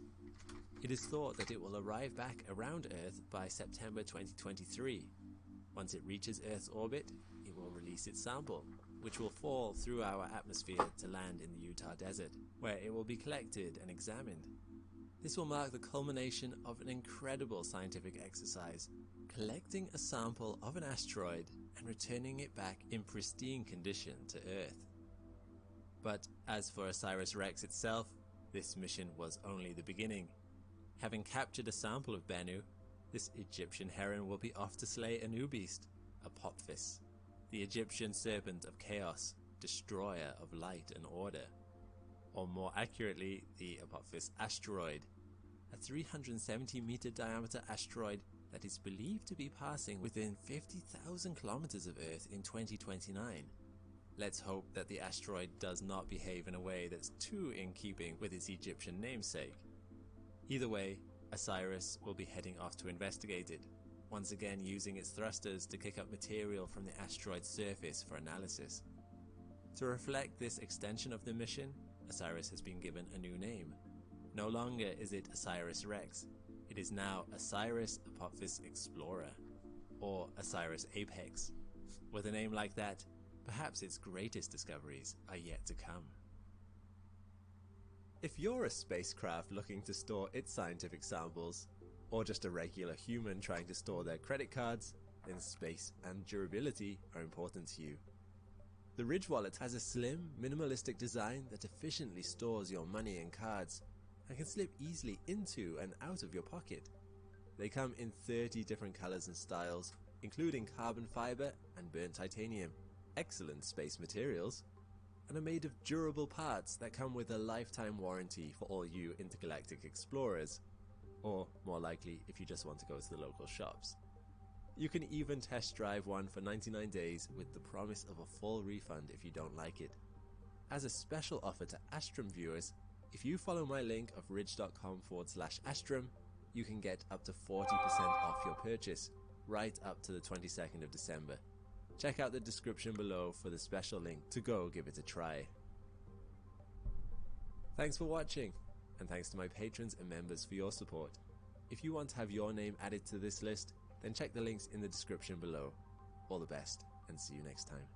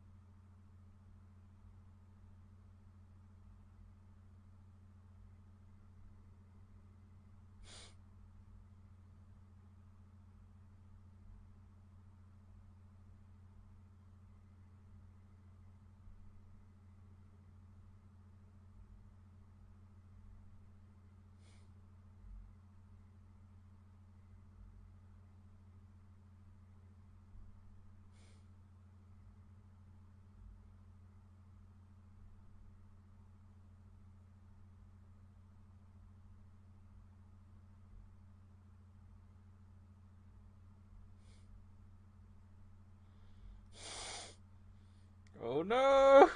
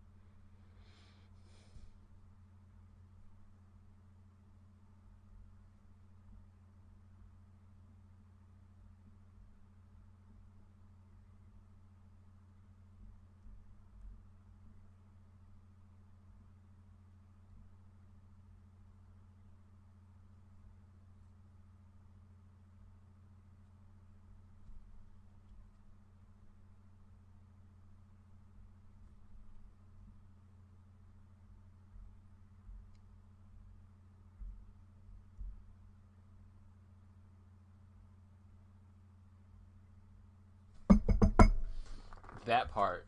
I'm sorry. I was doom scrolling for a second, and I didn't even realize the video had ended. Yeah, this is I'm so professional, very professional. Part of me kind of wants to play video games, not gonna lie, but I learned about some NASA stuff. What's happening with this? The van lifers are fighting. Ah, cute. Never really expected. And it's 28 minutes. Let's go. Van life influencer culture is full of shit. They're either full of shit or they have a trust fund. I'm not full of shit and I don't have a trust fund. I did everything right. I signed up to all the websites. I applied to hundreds of jobs. I did everything right, and now I'm homeless. But some of you aren't cut out to eat PB&Js every day and travel with a roommate. It's these kind of videos that really give van lifers and nomads a bad name. Uh-oh. Here's the thing. If you've never seen these videos before, let me give you just a little demonstration of kind of what this is like. So van lifers are people that basically they have this, cheap little van that they've converted with the bed. They're traveling to all of these luxury locations. It's relaxing. Well, I'm not trying to do that. I'm trying to live in a van and not go anywhere and just hang out with my friends personally. It's just so simple and it's so nice. The entire industry of this is glamorizing the simple, happy life. Yeah. These people are always posting This is why I their don't watch converted them. vans that they've put a lot of work. I mean, look, the tiny houses were a really big trend for a while. I still like the thought of a tiny house. Let's just like take a look at how big van lifers talk about what they do. Let's talk about why van life sucks. First of all, everywhere you go, you're surrounded by these awful views. Like, who even wants to look at that? Then you're hungry. Right. You have to walk 2 steps into your kitchen to get a snack. How inconvenient. Don't even get me started on Okay, weird. If this was a real house, they wouldn't go straight from the cart to the fridge. We really miss picking them up and putting them down 5 times before they make it there. And that's not even the worst part. We have to take our child with us everywhere we go. They're sarcastically saying van life is so horrible, it's terrible, blah, blah, blah, blah, blah. But they're really glamorizing it in a way. Yeah. Here's another one. This is what it's like to live out of a van. All right, look, that's a nice van.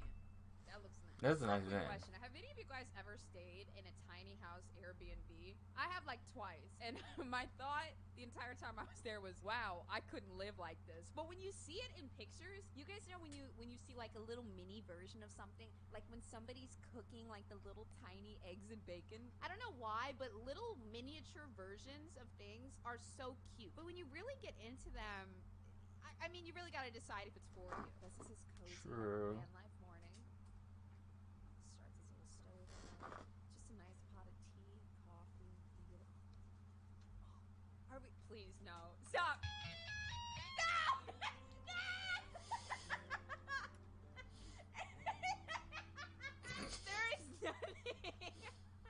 There is nothing wrong with playing guitar, and there's nothing wrong with waking up in the morning and playing guitar. But when you do it for a fucking van life video, while I make my coffee, life is so easy, right here in my tiny van, and you could do this too, with just I don't know, $50,000.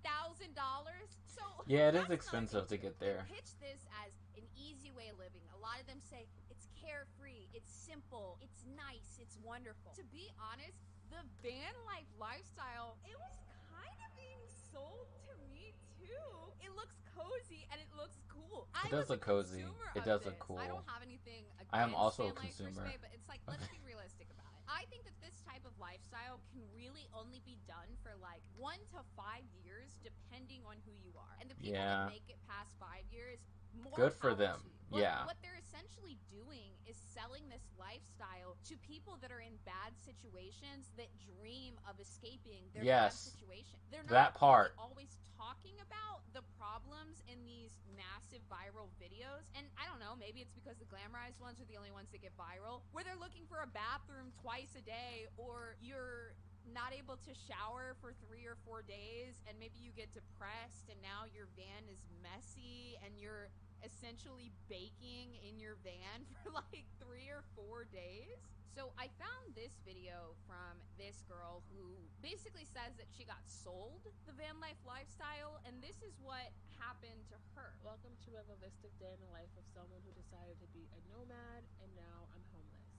I was a little embarrassed to film this video, but I want to be completely honest to anyone that was thinking of doing this lifestyle. I did everything right. I signed up to all the websites. I applied to hundreds of jobs. I did everything right, and somehow I still failed. I don't know what I'm going to do, and I don't know how to get out of this. I'm currently getting ready right now to go to a gig that I was later sent home for because they were overstaffed. I hope people can stop glorifying the nomadic lifestyle because it's not as easy as you think. I've stayed in Airbnbs, I've stayed in hotels, I've done it all. I'm now currently living in a van doing van life, and I regret it so much. I have no idea what I'm going to do, but I gotta keep going. Let's look at this one. The life of a woman who decided to be a nomad, and it backfired, and now I'm homeless. I finally had my orientation for Upshift after being on a wait list for 2 months. I'm so glad I finally was able to get that taken care of. Then I head over to clean up this is why this is like actually legitimately a problem. These people are being sold that this is a type of lifestyle that they can live forever. But honestly, when they sell all of their possessions and buy this $5,000 or $10,000 van and then spend thousands of dollars converting it, and now let's say there's a break. Oh my God, having your car broke down is a nightmare.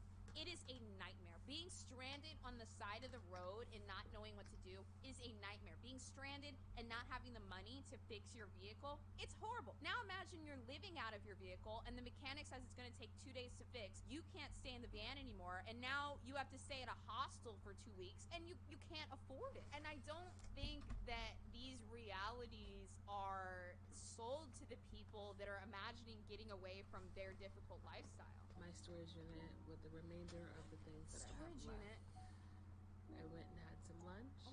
Shoot. I picked up a shift. Your hair looks good. Super excited. I was bartending, but no one came in. Absolutely no one came in. So I was back at square one. I was excited to get out of the van, and my friend was going to let me stay with her, but sadly she did not answer the phone. So I went back to my van, and my air mattress was flat, so I sat there and pumped this thing old school style. I will go more into my van life story because it's not a typical van life. Oh my god. So here's another video. This is where it starts to get wild, because people started speaking out against van life. So I live on the road in a Jeep. My husband and we left 2 months ago, and I just have to say something that I've realized in the last 2 months, which is that van life influencer culture is full of shit. Well, they're either full of shit or they have a trust fund. One of the two. Because you cannot afford to camp overlooking Big Sur every evening and going on all these excursions and traveling all these places if you do not have a trip. Alright? We're doing this to save money, to have an adventure, but also put a lot of money in the bank and not pay rent and all of these things. And it's possible. It's doable, but it is not doable in the way that van life people are telling you. We sleep in Walmart and Cabela's parking lots. I eat 85-cent tuna for dinner. Ooh. Okay? Yeah, y'all saw that man playing his guitar and he was making coffee. What did he eat? What food did he eat? Imagine cleanup in that little space. Okay, so she comes out and says this: the van life influencers are lying to you. And this is what I mean. I really do think for 1 to 5 years, this could be viable, but maybe it's you're working and saving up a lot of money and then eventually buying a plot of land, or maybe building up a tiny home while you're living out of your van. But to live in your van for 20 years, it's not everybody can handle that, and they're selling this lifestyle on a mass scale. This lady chimed in who lives in her van. Hi there, van life influencer here, and She said, "What's up, I'm not bitch?" full of shit, and I don't have a trust fund. Okay. So I'm gonna try to be as nice as possible with this. It's these kind of videos that really give van lifers and nomads a bad name. Okay. I've been on the road a year next month. I built my van myself, including the cost of the van was $5,000, and I have not had over Wait, she's in a car. $500 in my bank account for the entire year, and I have stayed in some of the most beautiful places that you have ever seen for free. I've only paid for camping one time, which was $15 when I broke down, and I've only stayed in a Walmart parking lot one time, which was out of necessity. So my main goal as an influencer is to come on here and always share the truth about van life, and to let people know that you don't have to stay in a Walmart parking lot. If that's where you're staying, then that's where you choose to stay. But there's tons of free options out here, so the only thing full of shit is the content of your video. I think another thing people don't realize is when you don't have a firm system in place of where you're going to shower, where you're going to use the bathroom, where you're going to sleep at night, where you're going to camp out, when you're traveling and planning that day by day, it actually takes a lot of brain power. And if you're so focused on that survival aspect and figuring out where you're going to go, it's really hard to grow a business or to just keep up with your job day to day. Now, I think that there are some van life people that have a system and really have it together, but my point is that this lifestyle is really being sold to a lot of people that are in bad situations, and then they sell all their stuff and they get into it, and it's rough. It can be really rough. Here's another person that chimed in. Van life influencer culture is full of shit. Wrong. This is a huge misunderstanding. I think I know what I'm talking about. This is my first bus. Second bus, third bus, you get the point. Is it because they broke down? It comes down to how you spend your money. In my first 4 months on the road, I only spent $1,200. But some of you aren't cut out to eat PB&Js every day and travel with a roommate. Get a national park pass, but never sleep in the park. Sleep at Walmart or on the side of a road, and wake up early so you don't get kicked out. You'll thank me later. I don't know if I'm taking the side of the ex-van lifers more because I feel so bad for them, or if because the active van lifers are so aggressive. Wrong, bitch! Get a national park pass, 24/7 life fitness, get to the gym every day, shit in a bucket, and let's fucking keep it right. You're not cut out to eat this peanut butter jelly sandwich every day. Let's video that I found pretty interesting. Some of you might remember a couple of years ago, this YouTuber absolutely blew up. Her first video was hitting everyone's homepage on YouTube, and she was getting millions of views. Her name is Janelle Eliana, and she had a snake, and she lives in her van. Well, Janelle recently bought a house, and I mean, this is interesting to me because she probably has a pretty good amount of money from YouTube, so let's see what she said about her van life journey. I know a lot of you guys are wondering what about this sorry, snake warning. Toyota RV project. And obviously my intention was to finish building that and transition from the blue van to the RV. But as I mentioned in my last video, there was a lot prohibiting me from finishing that project, which included where I was working on it. I was working on the RV project at my sister's house, and her neighbors were not very happy with me. So moving into the RV was not an option at that time because it did not have walls and I had nowhere that I could work on it. So when I got back to California, I impulsively bought the 1978 Dodge Sportsman Chinook, that green RV that you saw in my last video, and that was a great mistake. But at the time, I thought it was a great idea because it was already fully stocked and I thought it was super cute, but it broke down on the way home. Oh my god, dude. I know this has happened to somebody before. It's happened to me. There is nothing worse than saving up a bunch of money to buy a vehicle, Craigslist, whether it's a car, a van, or anything, and you drive it off the lot and it breaks down within the first couple of days. Oh my god. It is like the most heartbreaking experience, especially when you buy from a seller and you pay in cash. It's not a dealership or anything. I wonder if there's people that like have sold all of their possessions. They go out to buy their van and then that, you know? Oh my god. The Dodge Sportsman Chinook was my final straw, and at that point I was like, okay, maybe buying property is not a bad idea. Alfredo and I spent a good chunk of last year without a stable place to live, and for a good chunk of time I didn't even have a car. And that's not to say that I wasn't in a financial position to purchase a new car or rent an apartment. Before I actually started the house hunting process, I tried to find an apartment to rent as well as a workshop to continue working on my RV. And after crunching the numbers, the cost of rent for both of those things was more than the mortgage for my house. Van life, and I said some people can make it into the long years. I think van life is something that you do for like 1 to 5 years. You explore, you travel, you see beautiful things, you learn new experiences, you get life experience. I mean, you go through some really difficult shit, you know, and you get through it. It's very character building. But I feel like when you start to wane on the van life and you're like, all right, I don't know if this is for me, people should be made aware that like you're not forced to live the van life forever. You should maybe start working your way into a new situation, and like that's okay. Scam that's become so normalized that we don't even realize it's a scam anymore. Buying converted vans. Trust me, I know, because I live in one. I've met so many people who buy, convert, and sell vans for a living, and the prices they sell these for are ripping you guys off. Ooh, wait, really good point here. Just a person said, who knows, maybe some feel obligated to stay in the van if they put so much money into it. That's a really good point. Example, I have seen someone buy a van for $10,000, put $10,000 into it, and then sell it for $70,000. I understand that like time is money and you put labor into that, but oh my god. That's why it's so annoying, because really the only way to affordably do van life anymore is to build it yourself. And I understand not everybody can do it. So now the market is just too saturated for anybody to actually live in their vehicles, and it's so stupid. I'll actually be selling my van soon, and it's going to be for a reasonable price considering the type of van it is and how much money I put into it. But it just irks me when I see a $180,000 van that I know they only put $20,000 into. Ooh, so she's saying that van life, converted vans, is definitely becoming an industry. Why I quit van life. There it is. As a whole, it's not like that all the time. Okay. You know, a lot of times you're parking at Walmart, or you're kind of stealthing in like an industrial area, or, you know, just recently I spent the night at an abandoned truck stop in Winslow, and you know, it's kind of every once in a while it's a little sketchy. Yeah, I was looking into this and I found so many videos that were tagged with solo female traveler. Like, I don't know if this is a fetish or a horror movie. Like, what is solo female traveler? I don't know. You know, that's the reality of van life. I could also tell instantly when I look at someone's Instagram photo. And maybe it's just not for me. I don't know, I'm just kind of browsing, you know, a van life hashtag. I could tell immediately who actually lives in their van and who doesn't. It's blatant. blatantly obvious who's a weekender and who actually lives in their van full time. If you had smell-o-vision too, you could tell immediately. Because one of the harsh realities of van life is... Wait, do you guys think that there's van life influencers that don't even live in the van? It's like possible. They just go out for like a week or just the weekend, but they're... Oh my god.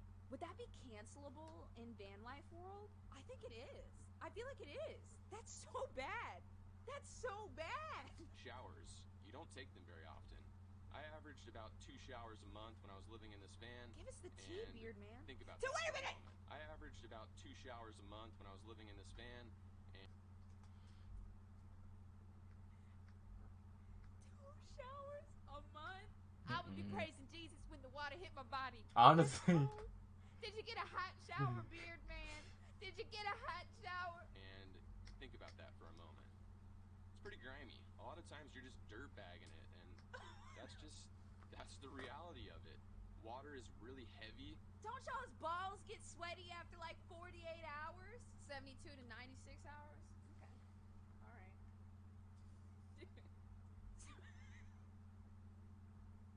Somebody I have to emphasize, this was in all lowercase letters. Somebody said I would get a yeast infection and die. You also got to haul all your own water. So any water that you have on hand, you personally filled up in a jug. I had 3 6-gallon containers. My depression so could on never. average, sometimes I threw some Crystal Geyser gallons in the mix there to just supplement it. But the most water I ever had on hand at any given moment was around 18 gallons. And if you think about that, that's pretty heavy. And you had to have a place to store all that. Oh my god. Van life, it's a very minimalist lifestyle. I sold pretty much everything I had to get into this, and as a result, now that I have a house, I have no furniture and very little belongings, which being a minimalist is kind of a neat way to live, and it really simplifies things. But the beard of truth. and I don't know why, but a lot of people feel it's like an open invitation. If your doors are open, to just pop their head in and be like, "Oh hey, you mind if I get a ride, or are you going anywhere?"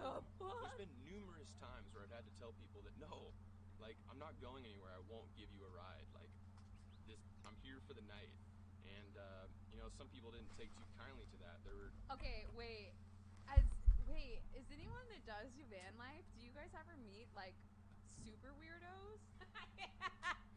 Okay, this is definitely like woman that could never do van life judges van life. Actually, no, because dude, all the cute like glamorized videos, I was in. Y'all had me in the first half. You really did. Waking up at Big Sur, my boyfriend with a beard that hasn't been cleaned in a couple days, playing me guitar, a nice lukewarm coffee. I was down for that. Like the organization, the little compact. I'm super into that. I like it. But you also get a lot of wanted attention. I've met some super cool people from living this lifestyle. People I wouldn't have otherwise met. So I'm with my buddy Kent, and I would say, don't know that man. I guess that's a pro and a con. But the con, it can be kind of heavy sometimes. The pro, it's nice. I don't know, that's about all I can say about that. There was one instance in particular that I had to change a radiator out in the middle of the desert. And it was pretty hot that day, too. Oh my god, so, like if there was sand, too? that kind of sucked. Although, it was an experience, and it's something I'll never forget. The footage? The actual footage? He glamorized changing a radiator in the desert. That's what I'm talking about. He just talked to us about how that was one of the hardest times in his life, and he put the... Alright, let's hear from another van lifer. I'm so fascinated by this. First, let's start off with the less important reasons why I stopped. Number one, the truth is that I got really tired of moving around. Van life is not something that you're parked in one place all the time. You've got to constantly move around. From the time that I woke up to the time that I slept, I was constantly moving around. Then you have to look for bathrooms. And then, of course, you have to find a place to sleep. And every single night, I rotated different places. So I kind of got tired of moving around a lot. And I also got tired of using public restrooms and public showers. As soon as I woke up, I got in the driver's seat and I drove to my 24-hour fitness, and that's where I did my showers in the morning. Okay. A lot of the times I would go in there and the place used to be dirty and I didn't like the experience I had. So I don't know if I'm gonna sound out of touch for this. When I started going to the gym, I thought at first it was more convenient for me to like take showers at the gym. And then when I was in there, I was just like, I'd be in there 2 days in a row and I would see like the same, like something dirty that was there the day before. And I was like, I can't fucking do this. I can't do it. Like, I was like, I'm gonna get athlete's foot. Taking a shower a couple times a week at the gym, but I just can't imagine doing it like every single day because you're sharing a lot of, I feel like you're sharing a lot of bacteria there. And now let's get on to the main reason why I quit van life. Okay. So the main reason is that my business has been in decline for the last 2 years. And more recently, within the last, I would say 7 to 8 months, has become a lot worse. To be quite honest with you, I really, really enjoyed my time living inside of this little van. It's a very, very cozy little place to be inside of. I have my fridge, I have my heater, I have my bed slash couch.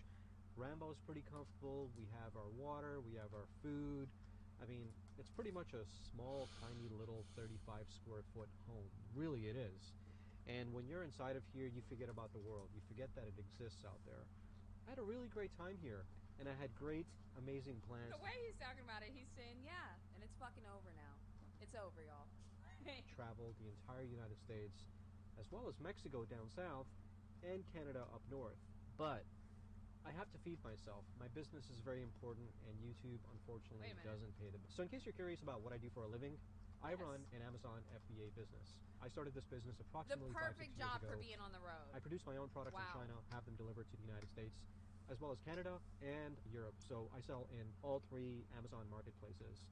And I've been pretty... Dude, that is actually fascinating to me that he's quitting van life, because being an Amazon FBA seller, that seems like the perfect job to work out of the van, make some money, start saving up for like another property. Like, it just seems perfect. And I mean, I guess maybe that's what he did. Successful for the last couple of years. But what's been going on lately is that there have been a lot of sellers on Amazon from abroad.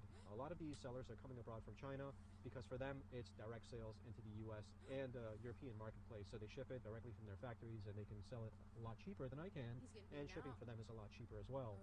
And as a result of that, my business has been in decline. The dog is really cute. Oh my god, I didn't even notice the dog. Jesus Christ, it's like a fucking statue. Is that a real animal? Oh my god! Ah! Dude, oh my god, I just realized the van life might be coming for me. In life, a woman who decided to be a nomad and it backfired. Now I'm homeless. Being a nomad can be wonderful, it can be beautiful, but in my case, it's been really hard, it's been stressful, and it's been tiring. I do my best to post the raw, the honest, and the truth because that's all I know how to be. You know, I wanted this page to be a travel page, and I wanted to travel all over the world and talk about food and drinks and parties and what to do. But instead, I ended up losing everything I had because I invested a lot of money into a lifestyle that turned out not to be as glamorous as I thought it was going to be. Ironically, I've met a lot of other travel influencers who have up to millions of followings, and they're going through it too. Damn! A lot of people don't eat, they don't sleep. I mean, what we see online and what we see in real life are 2 completely different things. Just like this hostel, everything at this hostel was broken. Nothing worked, nothing. I also thought it was really interesting that she said that she runs into lots of influencers that have millions of followers, but they're like in the same hostels as her, and maybe they're just not publicly talking about struggles. I mean, I guess they might be, because that one guy was like, "You're not ready to eat a peanut butter sandwich every day." I was like, I'm not, Michael. I'm not. I am not. People advertise false things, and then you get there and you see it, and this is why I'm showing this, so that way people know what they're getting themselves into. I've seen a lot of comments saying, stop saying you're homeless, stop saying it's backfired, stop saying all this stuff. And you can see her TikTok handle here at the bottom. You can see a couple of the TikTok handles I've shown. I encourage you to actually go take a look at the comments, because there's a lot of people that are like, yeah, I tried van life, and they don't tell you how it's just like almost like glamorized homelessness. I don't know. You know, I think the solution to this is I'm gonna have to try it for 2 weeks. I'm gonna have to go be a van lifer for 2 weeks. I gotta try it. But to be honest, I have to say this stuff. Because in order for me to get out of my situation, I have to be 1,000% honest with myself. And being honest with yourself is what sets you free. In a couple of weeks, I won't be homeless anymore, and I claim that. I'm gonna figure it out. Good. Good. To this day, I still have people coming to my page, bashing me, trying to talk shit like I give a shit. I don't anymore. We're no longer glamorizing anything that's not glamorized anymore. We're telling the truth about real life, about real situations, about what's happening in this world. Fuck these fake-ass influencers promoting a lifestyle to people. Fuck all these people online and talk shit about people for going out there and exploring. We are now bringing real reality to social media because so many people need to see it. So many people need to hear it because it is the... I will say, I've been watching some people I know for years talk about some, good morning, here's my, and behind the scenes, it ain't so good. And that's not funny. I just like, I come on this channel all the time and I'm like, hey guys, I have a lot of anxiety today. Give me your energy. Let's get it. I don't know. I think people would feel a lot better too if they didn't feel the need to have to be perfect all the time, but I don't know. For me, it shows me how many people don't get out, how many people don't experience life, they don't travel, they don't do nothing. They just sit at home all day scrolling, talking shit. They gentrified living in a car and then realized it's still homelessness. Van life felt like the gentrification of homelessness. It's dangerous out there and people take their kids with them. Living in a car or van seems so hard, especially with no toilet and having to find a safe place to park and sleep. This is interesting too. Yeah, that's because their life is being funded by the people that watch them. It's actually sad how influencers... Dude, okay, actually, that's kind of the point that it's like gonna bother me. There's a lot of people that are living off of the van life lifestyle through like YouTube, TikTok, brand deals, making lots of money as a travel influencer. And then there's people that are like living out of their van and they're not making $10,000 a month off of brand deals and shit like that. And it's different. And then the people that are making 10 grand a month doing this are usually the ones that are getting mad at people that van life didn't work out to because they sold them van life. They're the ones that did it, dude.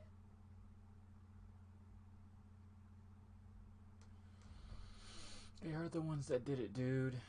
They are. You know, that was a good amount of videos to watch. And I think what I'm going to do now is maximize this.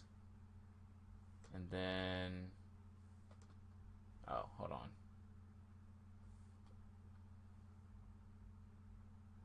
Yeah. And then continue to work on this until I feel like stopping, which I don't feel like stopping right now. I feel like I've gotten to a good point with the drawing, and I can't wait to finish it. I'm very excited. I feel like I did decent with my line work here. I finally kind of understood smoothing and all that, so that's nice. But I do need to take a little breaky break. I think I've been streaming for a little over 2 hours. It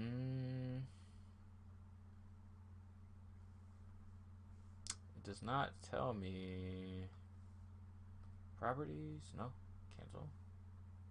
Oh my goodness, what did I just do? What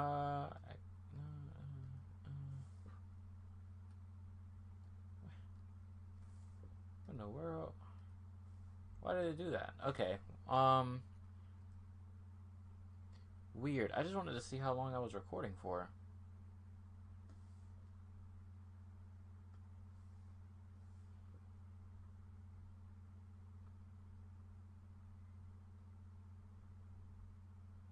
I guess while I'm here, I might as well mute my desktop audio. Let my music play.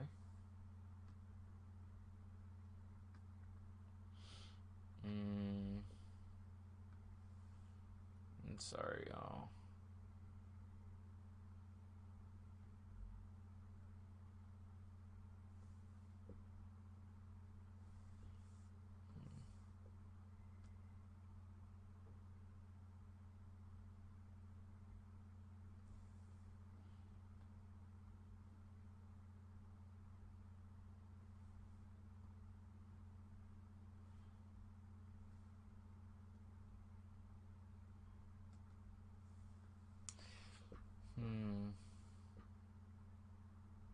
I want to say I've been streaming for about 2 hours. I might stop and just record myself drawing this because that's what I want to do anyway. And I'm not really talking that much anyway, but it's been real. I'm gonna keep doing what I do. You keep doing what you do. I'll see you next time.